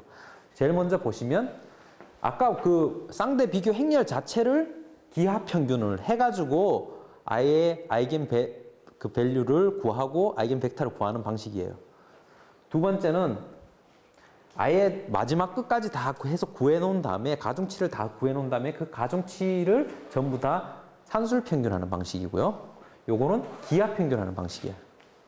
자, 보시면 요거는 이제 여기서 이제 고유치 구하기 전에 이제 이미 쌍대 비교 행렬에서 이미 의견을 다 종합해가지고 이제 그 웨이트를 매기는 방식이라는 점에서 차별이 있고요. 이거는 뭐 이미 각자 개별로 다 구해야 되겠죠. 해서 하는 방법인데 통상적으로 가중치 기하평균 방법을 가장 많이 씁니다. 그렇게 알려져 있습니다. 자, 큰 차이는 없습니다. 솔직히 말씀드려서 큰 연구 결과 차이는 없고요. 자, 그러면 이걸로 연구 결과가 됐나요?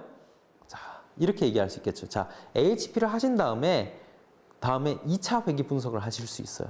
무슨 얘기냐면 그 사람이 어떤 배경을 가진 사람이고 뭐 웨이트가 이러이러한 게 나왔다라는 게 나오잖아요. 자, 그러면 이 사람에 대해서 그러면 자, 그걸 갖고 어떠한 특성을 가진 사람들이 이러이러한 평가를 내리더라라는 걸 알 수 있겠죠. 그래서 그걸 갖고 통계적으로 그걸 설명 변수로 쓰는 거예요. 예를 들어서 웨이트 값이 총 웨이트 값이 이러이러한 선택이 이런 식으로 레이쇼가 나온다면 그것을 선택하는 그 비중은 어떤 요소들이 그러한 선택을 하게 만들었는지 그런 식으로 연구 디자인을 짜실 수가 있다는 거죠.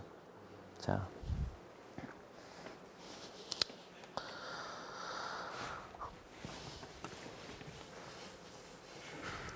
특별히 질문 없으시죠? 자, 두 번째, 컨조인트 분석입니다. 컨조인트 분석 많이 들어보셨습니까? 처음 들어보셨어요? 다들 어디서 한 번씩은 들어보셨을 겁니다. 마케팅에서 많이 쓰는 방법입니다. consider하고 jointly하고의 합성어고요. 어떠한 하나의 재화가 어떠한 속성의 결합으로 이루어져 있다고 생각하는 겁니다. 아까 여러분들 처음에 오늘 수업 시간에 시작할 때 했던 카노 설문하고 비슷한 거예요. 제품의 요구 사항들이 어떤 것이 있는 것처럼 여러분들이 가지고 있는 이 스마트폰은 어떤 특성으로 이루어져 있죠? 제품의 크기가 있을 거고요. 안에 오퍼레이팅 시스템이 있을 거고요. OS가 있을 거고요. 그다음 뭐 카메라 화소수 뭐 이런 거 주요하게 생각하는 속성이 있잖아요. 기술적 속성이 될 수도 있겠고요. 아니면 뭐 여러 가지 뭐 가격이라든지 이런 경제적 속성이 될 수도 있겠죠. 그래서 그러한 경제적 속성이라든지 기술적 속성인데 주요한 속성들의 결합으로 이루어져 있다. 재화 혹은 서비스가 그런 부분으로부터 출발을 하고요. 그 각각의 그 속성이 한 단계 더 증가하면 그 소비자들의 효용이 더 증가한다 하는 형태로 그 모형을 구성하게 됩니다. 자, 좀 말로는 어려운데요. 좀 뒤쪽에서 살펴보도록 하겠습니다. 제일 먼저 이제 컨조인트 설문이 있는데 크게 이제 여러분들 컨조인트 설문하시기 전에 진술선호랑 현시선호에 대해서 조금 아셔야 돼요. 진술선호는 뭐겠어요? 여러분들이 자 이 스타벅스 컵을 사고 싶습니까? 라고 얘기했을 때 사고 싶다라고 얘기하는 거는 인텐션이죠. 의도죠. 실제 산 거랑 다르죠. 자, 이런 거는 어떤 선호입니까? 진술 선호예요. 현시 선호는 뭐냐면 실제로 산 거예요. 여러분들 커미트먼트를 하셔야 돼요. 자, 시장 데이터. 그래서 말로는 무슨 말을 못 하겠습니까? 그래서 진술 선호 자료를 쓴 거에 대해서 사실 비판하는 경우도 많은데 신제품에 대해서는 어떻습니까? 나와 있지도 않은데 어떻게 사겠습니까? 수요 예측 안 되죠. 그래서 부득이하게 진술 선호를 쓸 수밖에 없다는 거고요. 그리고 현재에서 가장 많이 쓰이는 방법론이고요. 이러한 컨조인트는 이러한 진술 선호 자료를 사용해서 주로 사용하는 방법인데 현재 가장 널리 쓰이는 마케팅 조사 기법 중에 하나예요. 그래서 프락터 앤 갬블이라든지 제록스라든지 메리어치라든지 유수의 기업들하고 컨설팅 업체에서 많이 쓰는 방법이에요. 제 경우에도 이 컨조인트 방법론을 많이 사용해서 논문을 씁니다. 자, 주요 사용 목적에 대해서 말씀드리자면 신제품의 컨셉 평가 및 포지셔닝, 경쟁력 분석, 가격 설정, 그다음 시장 세분화 분석 등에 활용합니다. 자, 컨조인트 분석에 대해서 말씀드리면 처음에 1단계에서는 핵심 속성에 결정합니다. 자, 소비자들이 제품을 선택할 때 고르는 가장 주요한 속성을 미리 다 보는 거죠. 가격이라든지 아니면 오퍼레이팅 시스템이라든지 뭐 등등의 주요한 속성들이 들어가 있습니다. 그래서 그 속성이 있고요. 그 속성 안에 수준들을 일단 대략적으로 결정해 놓아요. 시장에서 쓰이는 그러니까 대략적으로 리즈너블한 수준에서 가장 높은 것, 가장 낮은 것, 혹은 가장 높은 것, 가장 낮은 것 한 중간 수치 정도를 레벨로 두는 겁니다. 그 속성의 레벨이라는 걸로 두고요. 그리고 두 번째는 이 레벨의 그 컨비네이션으로 구성될 수 있는 컨조인트 카드로 구성합니다.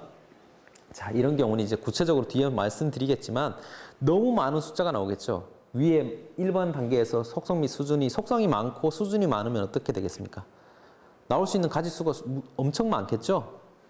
그래서 그 중에서 가장 잘 표현할 수 있는 직교성 테스트를 통해서 가장 전체의 그룹을 잘 표현할 수 있는 그 최소수를 찾아냅니다. 자, 그렇게 해서 이제 고르고요. 그리고서 3단계에서는 설문을 수행을 합니다. 그리고 3단계에서는 수행된 설문 결과를 바탕으로 소비자 효용 함수를 구성을 하고요. 그리고 통계적인 방법론을 활용해서 소비자 효용 함수를 추정을 합니다.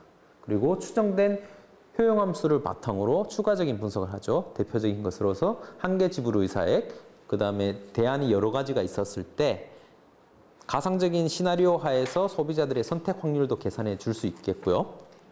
그리고 가장 그 소비자들이 어떤 식으로 모여 있는지 그 클러스터링 같은 것들도 추가적으로 다 활용할 수가 있겠습니다. 자, 앞서 말씀드린 내용을 조금 더 구체적인 사례를 통해서 말씀드리자면 예를 들어서 이게 지불 수단이라고 예를 들어서 한번 생각해 봅시다. 보시면 1년에 예를 들어서 무슨 IC라든지 데비카드, IC라든지 자기 카드 등등이 있을 텐데 기술적인 카드가 있을 텐데 그 카드를 결정하실 때 여러 가지 속성이 있겠죠. 대략적으로 뭐 사용 비용, 연회비 등등을 여러분들은 고려하실 거고요. 그 다음에 1년에 뭐 한 번에 뭐 한 달에 얼마 정도 신용으로 내가 돈을 빌릴 수 있는지 그런 서비스들이 있을 수도 있겠죠. 신용 공여 여부가 있을 수도 있겠고요. 인프라 같은 것도 있을 수 있겠습니다. 내가 어디 갔었을 때 얼마 정도 이 카드 갖고 결제하실 수 있는지, 갔는데 카드 결제가 안 되면 안 쓰실 거잖아요. 그죠? 그런 부분은 고려 많이 하시는 분도 있으실 거고요. 이 카드를 썼을 때 개인정보가 얼마나 유출돼, 한 번 쓸 때마다 개인정보 유출 가능성 뭐 이런 것들도 고려하실 수도 있잖아요. 그죠? 그리고 결제 시간, 한 번 결제했는데 하자 세월. 그게 아니라 지나가면서 뚝 이렇게 RF 등 기술 썼을 때 우리 여러분들 쓰시는 티머니 같은 경우 그런 것들 접촉식인지 비접촉식인지 그런 것이든 결제 시간 등등이 고려될 수 있겠습니다. 그죠? 그리고 지불수단 형태 등등도 고려될 수가 있겠습니다. 그래서 이런 것들처럼 만일에 한다면 여기서 가상적인 그 개수를 고르자면 3가지, 2가지, 3가지, 3가지, 뭐 4가지 이런 식으로 돼 있으니까 가능한 컨비네이션 수는 어떻습니까? 무수하게 많겠죠? 자, 그래서 직교성 검사들을 통해 가지고 수리적인 상관관계가 없도록 하면서 모든 속성들의 수준을 포함하는 대항카드 집합을, 최소 대항카드 집합을 구합니다. 그래서 구해보면 한 대략적으로 한 600~700개 정도의 그 카드가 있으면 그 중에서 한 15개, 16개, 30 몇 개 정도 순으로 확 줄여줘요. 그래서 그 줄인 걸 가지고 여러분들은 컨조인트 설문을 하는데 그냥 막 하는 게 아니고요. 이렇게 예를 들어서 이런 식으로 가상의 카드를 둡니다. 3번 카드는 결제 시간은 60초고 개인정보 유출 확률은 5%고 인프라는 60%고 한도액은 없습니다. 여러분들 신용 공유는 안 되는 거고요. 사용 비용은 1년에 연 회비 한 10,000원 정도의 비용이 들어간다고 했을 때 여러분들 3번하고 4번을 비교하면서 내 생각에 결제 시간은 요거 더 적게 걸리니까 좋은데 보자. 이거는 한도액 예를 들어서 개인정보가 이제 보면 이게 상대적으로 어떤 것들을 더 선호한지 순서를 매길 수 있겠죠. 근데 요거는 이제 잘못된 사례이긴 한데 아무튼 구성을 하실 때 가장 사람들이 고민하게끔 만들어줘야 돼요. 예를 들어서 뭐냐면 어떤 한 속성은 가격이 비싼데 기능성이 떨어지고 하나는 기능은 높은데 하나는 가격은 비싸고 뭐 이런 식으로 돼 있으면 사람들은 그 가격과 기능 사이에서 트레이드오프를 하게 돼 있습니다. 그래서 그런 트레이드오프를 할 수 있도록 그 적절하게 연구자가 가격을 그러니까 카드로 구성을 해서 사람들한테 순위 혹은 점수를 매기게 하는 겁니다. 자, 그러면 이제 이렇게 컨조인트 카드를 잘 만들었어요. 그래서 1번 면접을 합니다. 자, 뭐 제3의 장소에 가서 막 그 뿌릴 수도 있고요. 그 다음에 전화, 우편조사 뭐 이렇게 다양하게 할 수 있고요. 방문 개별 면접도 할 수 있겠죠.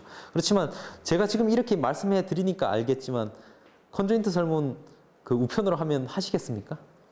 절대 안 합니다. 자, 리스폰스 레이시 상당히 낮아요. 한 5% 미만이 될 겁니다. 자, 우편 전화? 안 되죠? 자, 일반 저기 박람회 같은 데 가서 해달라 그러면 해줄 것 같습니까? 안 해줄 것 같죠. 그죠? 상당히 어렵습니다. 이 컨조인트 설문 같은 이런 고도의 설문의 경우에는 어려운 설문의 경우는 거의 방문 개별 면접 혹은 거의 정말 조사를 많이 하셔야 돼요. 그리고 하나하나 샘플이 상당히 노력이 많이 들어가니까 구성을 많이 잘 하셔야 됩니다. 인구 구성비에 맞게 구성하셔야 돼요. 그냥 내가 편하다고 이렇게 막 하는 게 아니고요. 적어도 서울시 혹은 내가 분석 대상으로 삼고 있는 어떠한 지역 내 인구 구성비에 맞게끔 랜덤 샘플링을 하셔야 됩니다. 충화 추출법을 쓰든지. 그렇게 해야지 그게 그 전체를 대표한다고 믿을 수가 있죠. 내 주변에 있는 사람들, 바이어스로 가득 찬 사람들의 의견을 들어가지고는 좀 힘들겠죠. 그죠? 최대한 모으려고 노력을 하셔야 된다는 겁니다. 물론 어렵죠. 이게 컨조인트 설문 하나 하는데도 어려운데 그 인구 구성비까지 맞추라고 그러면 다들 어려워할 겁니다. 자, 그만큼 어려운 설문이라고 할 수 있겠고요. 자, 그러면 이렇게 다 구해놨어요. 그러면 이제 여러분들 자동차, 예를 들어서 뭐, 이제 효용함수를 구성합니다. 자, 예를 들어서 여러분들 자동차 구매할 때 고려하는 게 연료 형태, 차량 구입 가격, 연료 가격, 자동차 세금, 뭐 연비 효율성 등등이 있겠고요. 여러분들이 기본적으로 가지고 있는 성별 뭐 이런 것들이 이 속성에 어떤 영향을 주는지, 구매에 어떤 영향을 주는지를 구할 수도 있겠습니다. 자, 보시면 대략적으로 이런 식으로 함수화를 시킬 수가 있고요. 예를 들어서 뭐 연료 형태가 예를 들어서 경유면 효용이 더 높다. 이렇게 생각할 수 있겠죠. 요 얼마만큼 가치를 둔다라는 것은 추정하는 거거든요. 추정 모수고요. 그다음에 요거 PRI 칸은 뭔가요? 차량 구입 가격이 효용이 어떤 종류? 당연히 차량 구입 가격이 높으면 효용은 떨어지겠죠. 그러면 요 베타2의 추정값이 마이너스가 되겠죠. 그죠? 아마 이런 것들을 이런 베타1, 베타2 등등 이런 것들은 계량 경제 모형을 통해서 추정을 합니다. 주로 이산 선택 모형을 통해서 추정을 하고요. Y 변수 형태에 따라서 제 유형에 따라서 결정이 된다고 할 수 있겠습니다.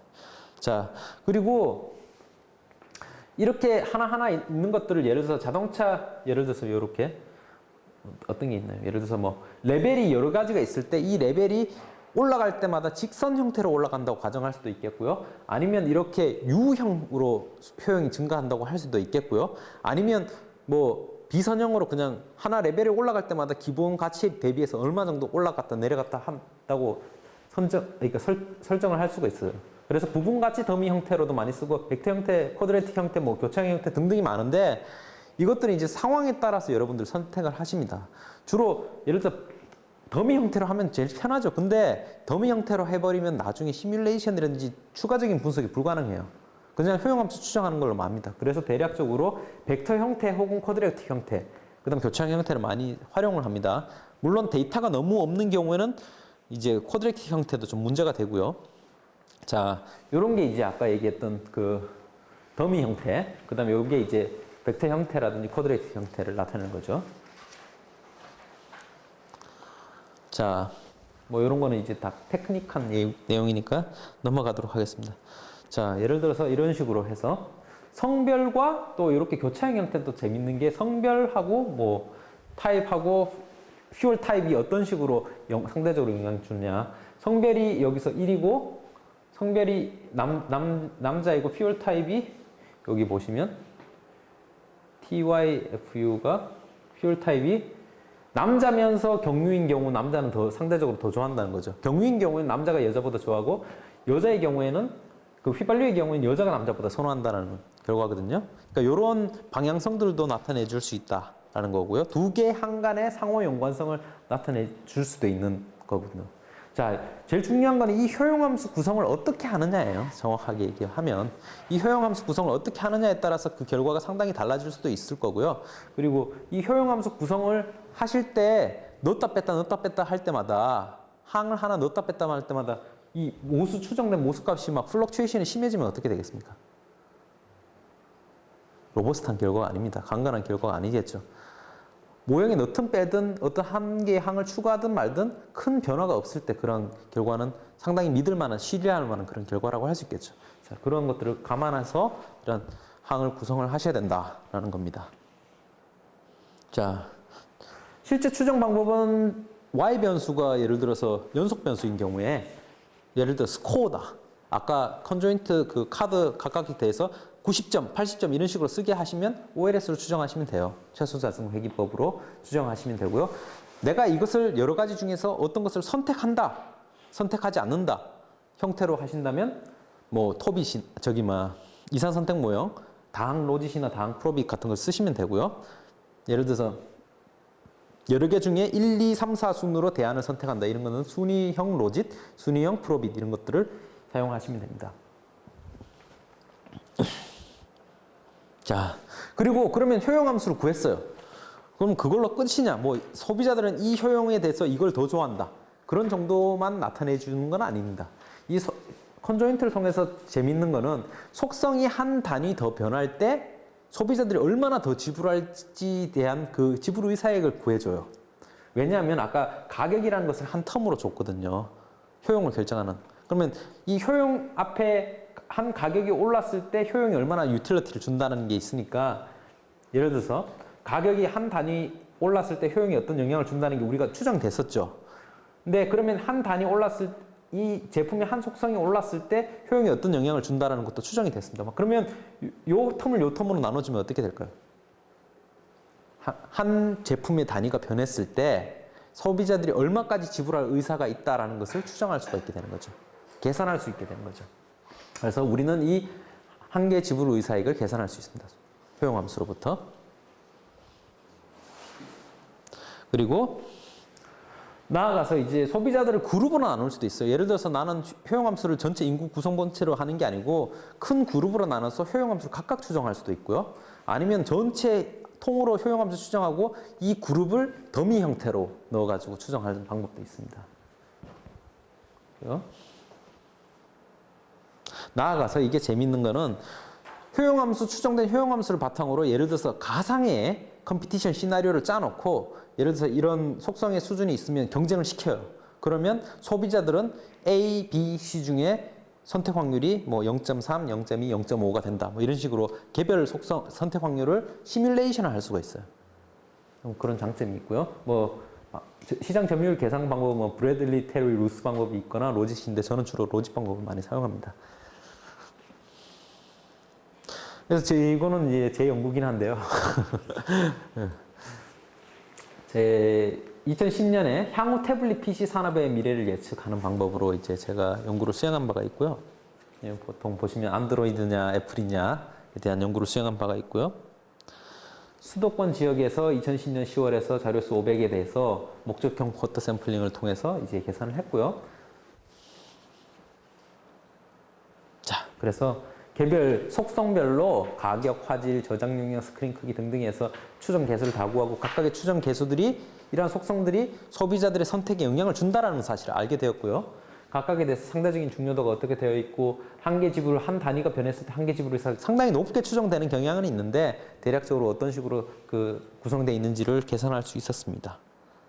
그리고 나아가서 아이패드 2랑 예를 들어서 그 당시 태블릿 PC들, 안드로이드 태블릿 PC들이 여러 가지가 있었을 때 그 컴피티션 시나리오 하에서 iOS를 선택할 확률이 대략적으로 한 50%, 51%, 안드로이드는 뭐 49.68% 이런 식으로 경쟁 시나리오를 기본 짤 수가 있었고요. 선택 확률을 짤 수가 있었고요.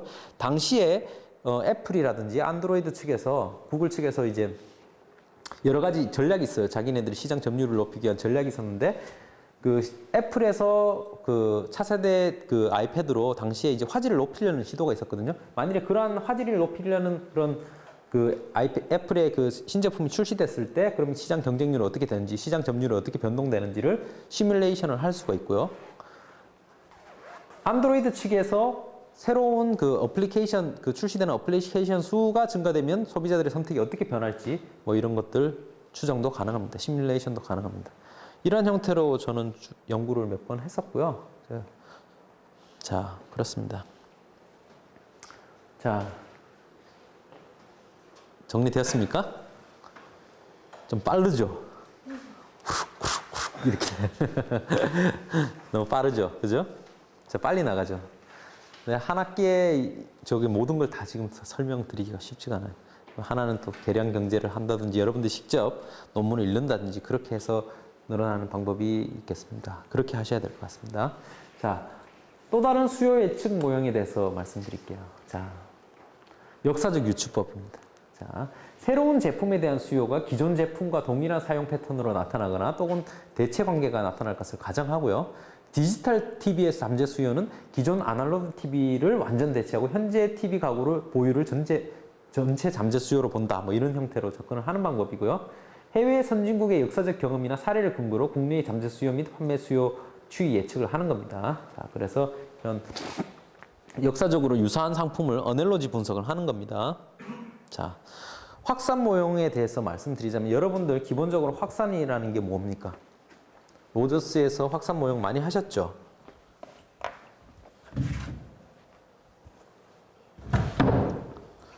신제품이 있으면 여러분들 앞장에서 배우신 것처럼 시간이 지남에 따라서 소비자들이 받아들이는 게 어떻게 받아들인다? 이렇게 종상으로 받아들이죠. 그죠? 이걸 루적으로 나타내면 어떻습니까? 이렇게 S 커브 이렇게 돼 있죠. 그죠? 그렇습니까? 네. 자, 여기서 NT는 뭔가요? T 시점까지 받아들인 사람의 수예요. 자, N바는 마켓 포텐셜이에요. 쉽게 얘기하면 최고 살 수 있는 사람들이 맥시멈 레벨이에요. 그러면 N바에서 NT를 빼면 뭘까요? 남아있는 사람들이에요. 안 받아들이고 남아있는 사람들인데 그 시점에서 어느 정도 이 GT라는 거는 시간의 함수인데 어떤 속도로 받아들인다는 거예요. certain한 속도로 받아들이면 남아있는 사람 중에 그 중에 어떤 확률로 속도로 받아들이면 그때 시점에서 몇 명이 받아들이겠냐라는 거죠. 쉽죠? 수식 자체는 쉽습니다. 그게 어렵지 않죠. 그죠? 그래서 t 시점의 확산율은 다음과 같이 gt하고 n-nt 형태로 구성될 수 있겠고요. 문제는 이 gt라는 게 시점에서의 그 수용 확률인데요. 몇 퍼센트의 사람이 수용을 하겠느냐는 건데 첫 번째 이제 시간의 함수로 표현될 수 있다는 거고요. 가정은. 자, 여러 가지 모양 중에 이렇게 세 가지 종류 중에 하나로 씁니다. 자, 이건 뭔가? A는 뭔가요? 첫 번째 거는 시간에 따라서 상관없이 일정한 확률로 받아들인다예요. 그렇죠? 시점에 상관없이 일정한 확률로 제품을 받아들인다. 두 번째는 뭐냐면 지금까지 받아들인 사람 수에 의해서 결정된다. 세 번째는 일정한 효과 플러스 지금까지 받아들인 사람 수에 의해서 결정된다요. 자, 무슨 말인지 알겠습니까? 첫 번째 거는 뭡니까? 시간에 따라서 받아들인 사람 수하고 상관없이 일정하게 다음 기수에 남아있는 사람 중에서 받아들여진다는 거죠. 자, 이거는 뭐냐면 익스터널 인플루언스 모델이라고 합니다. 자, 혁신에 대한 정보를 소셜 시스템의 외부로부터 획득하는 거예요. 안에 들인 사람들 받아들이는 거하고 상관없어요. 그 사람들의 영향을 받지 않아요. 그러니까 쉽게 하면 이거를 새로운 제품을 사셨어요. 사셨는데 옆에 있는 사람이 샀건 말건 그런 거하고 상관없는 거예요. 다른 사람들이 광고하는 거에 의해서만 영향을 받는 거예요. 외부에 의한 자극에 의해서만. 무슨 말씀인지 알겠습니까? 자, 이런 경우는 이제 이렇게 나타낼 수 있겠고요. 자, 이 A라면, 이게 상수라면, 시간에 관계없는 상수라면 T에 대해서 적분하실 수 있겠죠? 적분하시면 다음과 같이 이렇게 나타낼 수 있겠고요. AT에 대해서는 이렇게 나타낼 수 있겠습니다. T 시점에 받아들인 사람 수는 어떻게 되어 있습니까? 자, 이렇게 나타낼 수 있죠. 누적 함수죠. 자, 이렇게 해서 나타내게 되어 있고요. 이렇게 S 형태라고 일단은 알려져 있지만 외부 효과만 있다면 시간에 따라서 누적 수용자 수가 어떻습니까? 이렇게 gradually 올라가는 이런 특성을 가지고 있습니다. 자, 특성을 잘 보셔야 됩니다. 시간에 따라 상관없이 사람들이 선택 확률이 일정하다는 건데요. 이런 거는 잠재 수용자하고 기존 수용자 사이에 상호작용이 없다라는 가정이 있어야 돼요. 근데 쉽게 하면 옆에 사람에 전혀 영향을 받지 않는다는 거고요. 그래서 이것을 활용한 연구로는 이제 햄블린 연구가 있는데 노사 붕괴의 확산과 64개 개발 국가의 정치적인 암살 확산 뭐 이런 것들이에요. 옆에 국가가 암살하건 말건 뭐 그런 것들이 영향을 주지 않는다는 겁니다. 자, 이런 식으로 이제 분석을 하는 모델이 있고요. 자, 두 번째는 어떤 게 있습니까? 지금까지 받아들인 사람 수에 의해서 결정된다. 자, 어떤 게 있습니까? 대표적인 게 어떤 게 있죠? 대표적인 건 어떤 게 있습니까? 플랫폼이 강한 경우.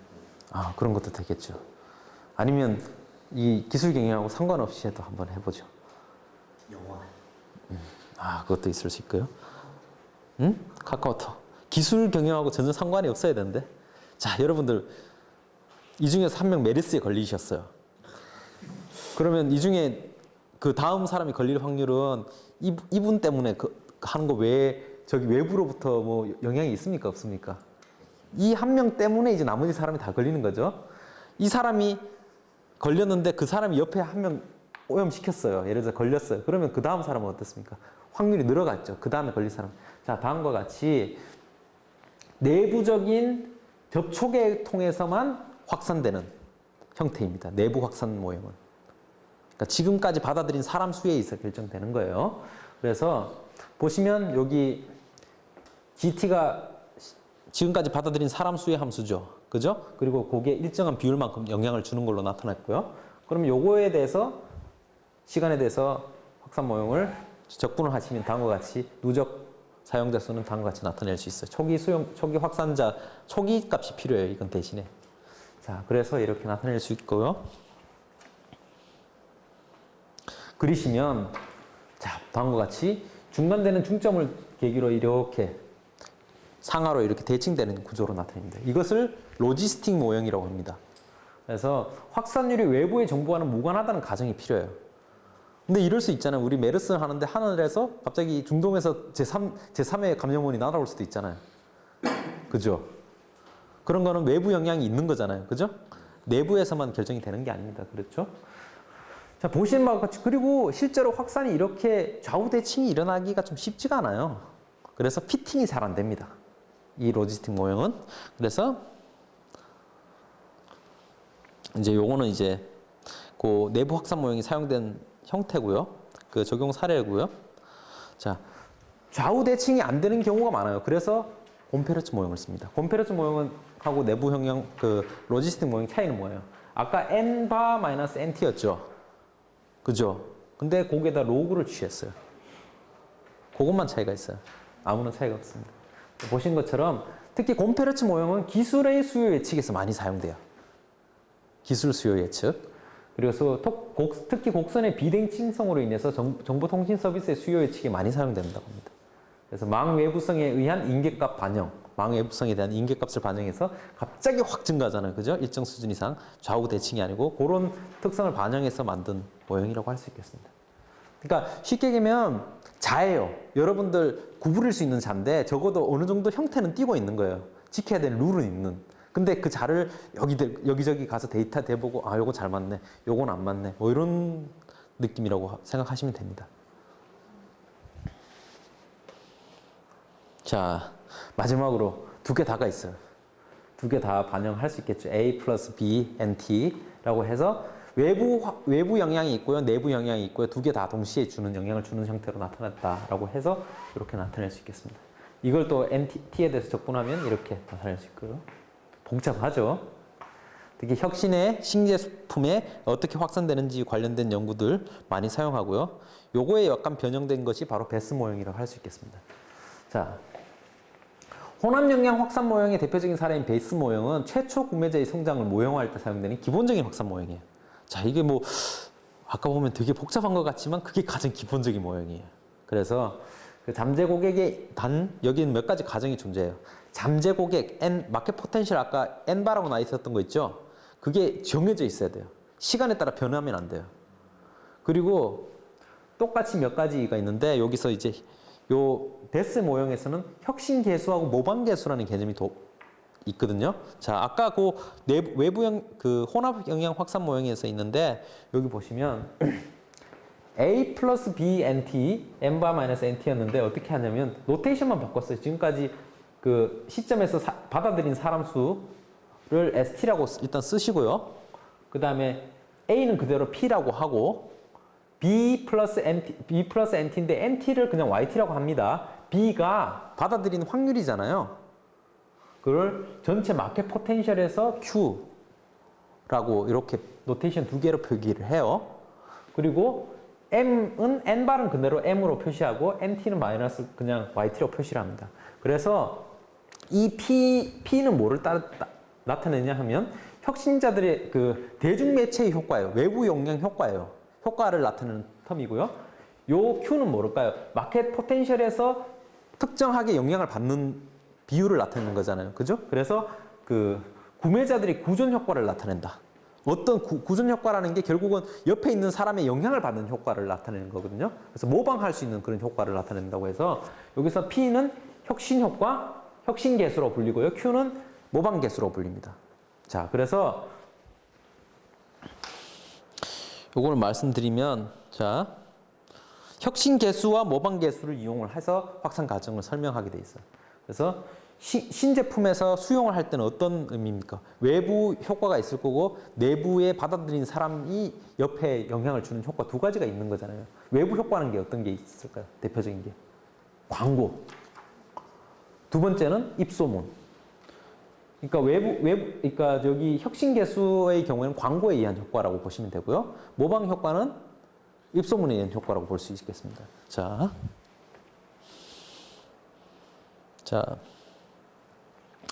살짝 의미가 로저스에서의 기술 수용자 주기상에서의 혁신자의 의미가 조금 다르긴 해요. 로저스에서는 어떻습니까? 빨리 받아들인 사람이 혁신자였잖아요.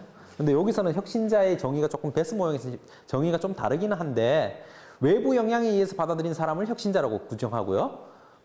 옆에 사람들이 받아들였으니까 따라 받아들인 사람을 모방자라고 지금 얘기를 하는 거예요. 그죠? 그리고 이것을 이제 차례로 분석을 하게 돼 있고요. 요거는 이제 제가 말씀을 드린 상황이고요. 자, 요걸 그래프로 그려보면 어떻게 되냐면, 자, 전체 T기의 판매량 받아들인 수는 혁신자에 의한 구매가 있겠고요.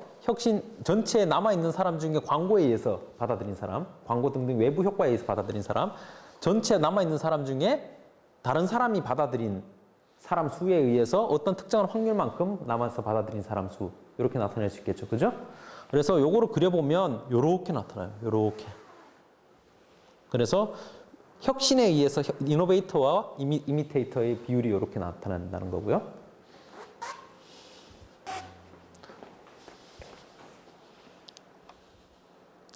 혁신 개수값이 크면 어떻게 되냐면 아까 요렇게 증가했던 요렇게 돼 있었잖아요. 아까 시간에 따라서 받아들이는 사람 요 피크 값이 앞으로 점점 더 오는 그런 현상을 띠고요. 혁신 효과가 크면 Q 값이 크면 모방 효과가 크다는 얘기는 이렇게 둥그스름하게 넓게 퍼져 있던 것이 위로 이렇게 모이는 효과가 있어요. PQ의 특성에 따라서 그래프의 형태가 달라진다는 것을 의미를 하는 거고요. 보시는 것처럼 통상적으로 일반적으로 P의 경우 0.0과 0.3 사이의 값을 가지고요. 마케팅 연구에서는 주로 0.03을 쓰고요. 모방 개수는 0.3하고 0.9 사이의 값인데 평균적으로 Q 값은 0.4를 씁니다. 산업 내구재의 경우에는 그 일반 소비재보다도 모방 효과가 더 큰 것으로 알려져 있고요. 반면에 일반 소비재 같은 경우는 혁신 개수가 더 큰 영향을 주는 것으로 알려져 있습니다. 자, 베스 모형에는 근데 몇 가지 한계가 있겠죠. 제가 지금 방금 말씀드린 것처럼 마켓 포텐셜이 정해져 있어요. 그죠? 그리고 사람들은 한 번 사고 받아들이면 그 다음에는 뭐 선택에 영향이 없는데 실제로는 어떻습니까? 사고 핸드폰 사시고 또 사시잖아요. 그죠? 반복권, 리핏 퍼처스가 있습니다. 실제로는. 그 다음에 이 베스 모형은 말씀드린 것처럼 신제품을 처음으로 채택한 사람의 분포가 어떻게 될 것인지 예측하는 모형이에요. 그래서 실제 매출 예측 모형이 아니라는 거예요. 받아들인 사람 분포가 어떻게 될 거라는 그런 모형이고요. 그리고 다만 이제 일반적으로 내구재의 경우에는 채택과하고 매출이 상당히 유사하니까 그냥 그대로 쓰는 경향이 있습니다. 브랜드 어떤 사람은 그러면 이 확산 모형을 잘 사용해서 삼성에서 다음 나오는 어떤 제품에 대한 매출을 예측하는 모형이 될 수 있지 않을까요? 생각하는데 안 됩니다. 브랜드를 예측하는 모형이 아니에요. 제품군 전체가 어떻게 성장할 거라는 그것을 예측하는 모형이라고 할 수 있겠습니다. 자, 말씀드린 바와 같이 한계가 있어요. 첫 번째, 잠재 수요가 시간에 따라 변하지 않고요. PQ도 사실은 변할 수 있잖아요. 시간에 따라서. 혁신 효과하고 모방 효과가 시간에 따라서 광고의 능력, 그러니까 성능이 되게 효과적으로 변해서 사람들한테 훨씬 더 잘 받아들이게 하는 광고가 생길 수 있잖아요. 근데 여기서 PQ는 크게 영향 안 주는 걸로 나와 있어요. 그 다음에 또 다른 제품하고 확산 관계가 반영되지 않아요. 예를 들어서 여러분들 아이패드 살 때 아이폰 보유 여부가 상당히 영향을 주잖아요.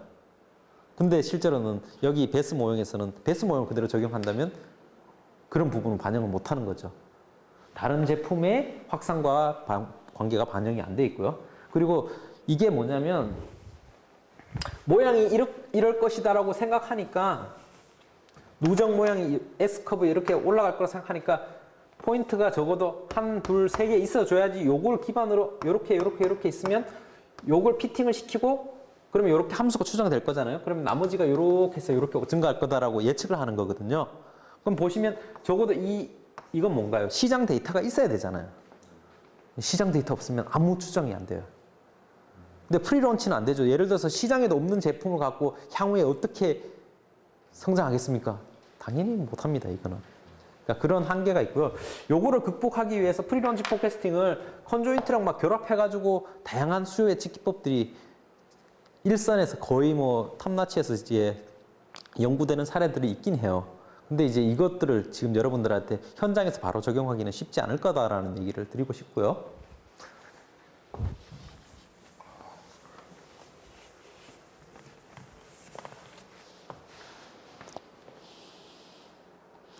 자, 그럼에도 불구하고 베스 모형 가정도 많고 현실적이지도 않고 이거 써서 뭐해? 여러분들 OLS 가정도 많고 너무 현실적이지도 않은데 쓰잖아요. 최소 자승 회귀 방법 많이 쓰잖아요. 그럼에도 왜 쓸까요? 생각보다 예측 능력이 상당히 높아요. 잘 맞습니다. 그리고 기본형 모형이에요. 기본형. 이걸 바탕으로 이제 예를 들어서 마켓 포텐셜이 시간에 따라서 변하는 함수다라고 가정하고 그걸 또 더 응용시키고 발전시키는 모형들이 많이 나왔거든요. 그래서 이게 기본이라는 점에서 충분히 의미가 있고요. 그리고 수식의 이론적 기반이 있잖아요. 아까는 어땠습니까? 이론적 기반이 있었습니까? 대부분 예측 모형들이 기반이 잘 없는 경우 많죠. 근데 이론적인 기반이 있다는 게 장점이고요. 특히 확산에 영향을 주는 요인을 대중매체와 구전 효과로 나누어서 접근했다는 점에서 의미가 있고요. 특히나 이거는 마케팅하는 사람한테 정말 큰 좋은 도구죠. 내 광고에다가 얼마나 돈을 쓸지, 광고에 영향 받는 사람하고 그렇지 않은 사람이 어떤 영향 비율이 어떻게 되는지를 알 수 있다면 상당히 좋은 거. 상당히 이제 영향이 있다라는 거고요. 이게 의미가 있을 수가 있죠, 그죠? 이 내가 팔고자 하는 제품에서 광고에 의해서 살 사람들의 비율하고 구전 효과에서 살 사람 비율을 알 수 있다는 게 상당히 재미가 있는 연구죠. 중요한 정보라고 할 수 있겠습니다. 그리고 실제로 그러면 나는 매출 정보 갖고 한번 베스 모형 한번 추정해 보고 싶다 하실 수 있죠. 그걸로 한번 연구해 보고 싶고, 그죠? 어떻게 하는지 가르쳐 드리겠습니다. OLS만 하시면 돼요. 자, ST 나와 있고 아까 이렇게 나와 있죠, 그죠? YT에 대해서 전개를 합니다. YT하고 YT 스퀘어에 대해서 나타내고요. 그러면 PM, Q-P, Q over M 이렇게 돼 있고, 그러면 요거를 PM이 A죠. Q-P가 B죠. Q over M이 C잖아요. 그죠? 해당 기수의 판매량을 누적 판매량의 제곱에 대해서 회귀 분석하시면 됩니다. 그러면 A, B, C 다 추정돼 나오죠. 그러면 A, B, C 추정된 A, B, C 값을 갖고 P, Q, M을 다 구할 수 있어요. 저기 보면 M 같은 경우는 마이너스 B 요거 구하시면 되고요. 여기 PQ 요런 관계식을 이용해서 각각 PQ도 다 계산할 수 있어요. A, B, C는 우리가 알고 있는 값이니까 그걸 통해서 M과 PQ를 값을 계산하실 수 있다는 얘기입니다. 자, 결론적으로 말씀드리면 이 베스 모형은 많이 쓰는 모형인데 보신 것처럼 바로 적용하시기에는 좀 무리가 되는 한계점이라든지 가정들이 많아요. 자, 그러면 학자들이 뭐 합니까? 그대로 그렇군요 하고 받아들일까요? 아니죠. 브레이크스루를 발견합니다. 그래서 더 응용된 확장된 모형들을 개발합니다. 예를 들어서 변곡점이 가운데 있으면 좌우대칭적이라는 그런 과정을 해결한 게 플렉서블 디퓨전 모형이고요. 잠재 시장 크기가 고정되어 있다는 것을 해결한 게 다이나믹 디퓨전 모델이고요. 그 다음에 신제품의 확산이 다른 제품의 확산과 독립적이라는 것을 해결한 게 멀티 이노베이션 디퓨전 모델이고요. 신제품의 속성이 시간이 지남에 따라 변하지 않다는 것을 해결한 것이 석세시브 제너레이션 디퓨전 모델이고요. 확산 과정 중에 소셜 시스템의 지리적 크기가 고정되어 있다는 것은 스페이스 앤 타임 디퓨전 모델, 뭐 이런 식으로 뭐 하나하나씩 과정을 다 풀어가면서 더 복잡하지만 그런 현실을 반영할 수 있는 모형을 개발되는데, 보시는 것처럼 여기에 대해서는 계량경제학적으로 말씀드리자면 하나의 과정을 해결할 때마다 추정돼야 되는 모수들이 더 늘어나요. 드라마틱하게 늘어나요. 그런데 그러려면 뭐가 필요합니까? 모수가 늘어난다는 것은 자료의 수가 훨씬 더 많이 필요하다는 얘기예요. 자료가 훨씬 더 많이 필요해요. 네, 단점이 있습니다. 그러니까 여러분들은 이제 그러니까 베스 모형을 많이 쓰는구나 라고 생각하시면 됩니다. 자, 제품 따라가지고 이렇게 고맙게도 타카다 앤 제인 뭐 이렇게 1991년 자료긴 하지만 국별로 제품군별로 PQ가 어떻게 되는지를 딱 멋있게 Q가 모방 효과가 어떻게 크게 나타나는지를 한번 본 거예요. 보시면 미국하고 동아시아랑 다르죠. 이 결과가 뭐를 의미합니까? 자, 미국 사람들은 남의 말 안 들어요. 남이 산 거 별로 영향 안 받습니다. 근데 동아시아 사람들은 어떻습니까? 영향 많이 받아요. 특히 한국 사람들 세탁기 사실 때는 옆에 사람들한테 꼭 물어보고 사신다. 참. 물론 뭐 대만 사람들 흑백 TV 볼 때 상대 옆에 얼마나 받아들인지 영향을 많이 받는 걸로 나오죠. 자, 그렇습니다. 이것들 이런 식으로도 국별로 비교 분석하는 그런 연구들도 있고요. 자, 정보통신정책연구에서는 다음과 같이 이렇게 위성 DMB 같은 경우 이렇게 어떻게 추정될 거다, 받아들여질 거다 이렇게 수정한 모형들도 있고요. 자, 그리고 추가적으로 여러 가지 모형이 있는데 이제 제가 또 말씀드릴게요. 엑셀 그 수요 예측 모형 같은 경우 스프레드 시트 모형이 있어요. 이거는 사실은 모형이라고 얘기하기도 좀 그런 모형입니다. 사실 간단한 엑셀 시트에 의해서 결정될 수 있겠고요. 예를 들어 신제품의 수요에 영향을 줄 것으로 판정되는 주요 시장 요인들을 그냥 나열해요. 그리고 그것을 곱하는 형태로 계산식을 만들어요. 산식을 만들어요. 그래서 관계식을 설정해서 스프레드 시트의 공식을 반영하고요. 주요 추세하고 그거를 넣어서 그냥 그러니까 피팅하는 형태로 맞추는 겁니다. 그래서 이제 예측치를 X 설명 변수에 예측치를 넣어두면 Y 변수가 나오겠죠. 그죠? 무슨 얘기냐면 여기 식을 PTOT는 POPT는 TK의 표적 시장에서 잠재 수의 최대값, TK는 TK 현재의 기술 수준 혹은 품질 지수, 현재의 품질 지수가 결국은 잠재 수요에 영향을 미친다라고 곱하기 형태로 이렇게 가정 두는 겁니다. 그래서 이렇게 산식을 만든 다음에 이 산식을 갖고 다음 기수의 설명 변수를 아니까 계산을 해보자 해서 이렇게 하는 겁니다. 크게 어려운 건 아니고요. 여러분들 텍스트북 참고하시면서 이제 한번 쭉 해보시면 그냥 하실 수 있는 수준이다 라고 말씀을 드리고 싶고요. 제가 욕심이 많아서 많은 걸 한꺼번에 다 하려고 합니다. 막 쏟아내고 있습니다. 지금 좀 여러분들에게 많은 걸 좀 한꺼번에 전달해 드리고 싶어서. 자, 마지막으로 그 익스포넨셜 스무딩하고 그다음 홀츠 모형에 대해서 말씀드릴게요. 자, 익스포넨셜 스무딩 같은 경우는 그 과거의 자료를 갖고 미래를 예측하는 건데 논리가 없어요. 보시면 이론적인 기반 없습니다. 제가 미리 말씀드리지만, 자, 다음 기수의 예측값은 현재 우리가 알고 있는 실측값에다가 이전에 우리가 일기 전에 우리가 오늘 어떻게 될 거라고 예측한 값의 가중평균의 합이에요. 이게 무슨 말일까? 자, 그럼 요거 FT-는 다시 또 넣어서 계산하실 수 있죠. 전개하실 수가 있죠. 쭉 전개하면 어떻게 되냐면 이렇게 됩니다. 그죠? 자, 요게 아까 FT-1이었죠. 근데 그거를 다시 전개하면 알파의 ST-2에 플러스 1 알파의 FT-2 이렇게 나타낼 수 있고요.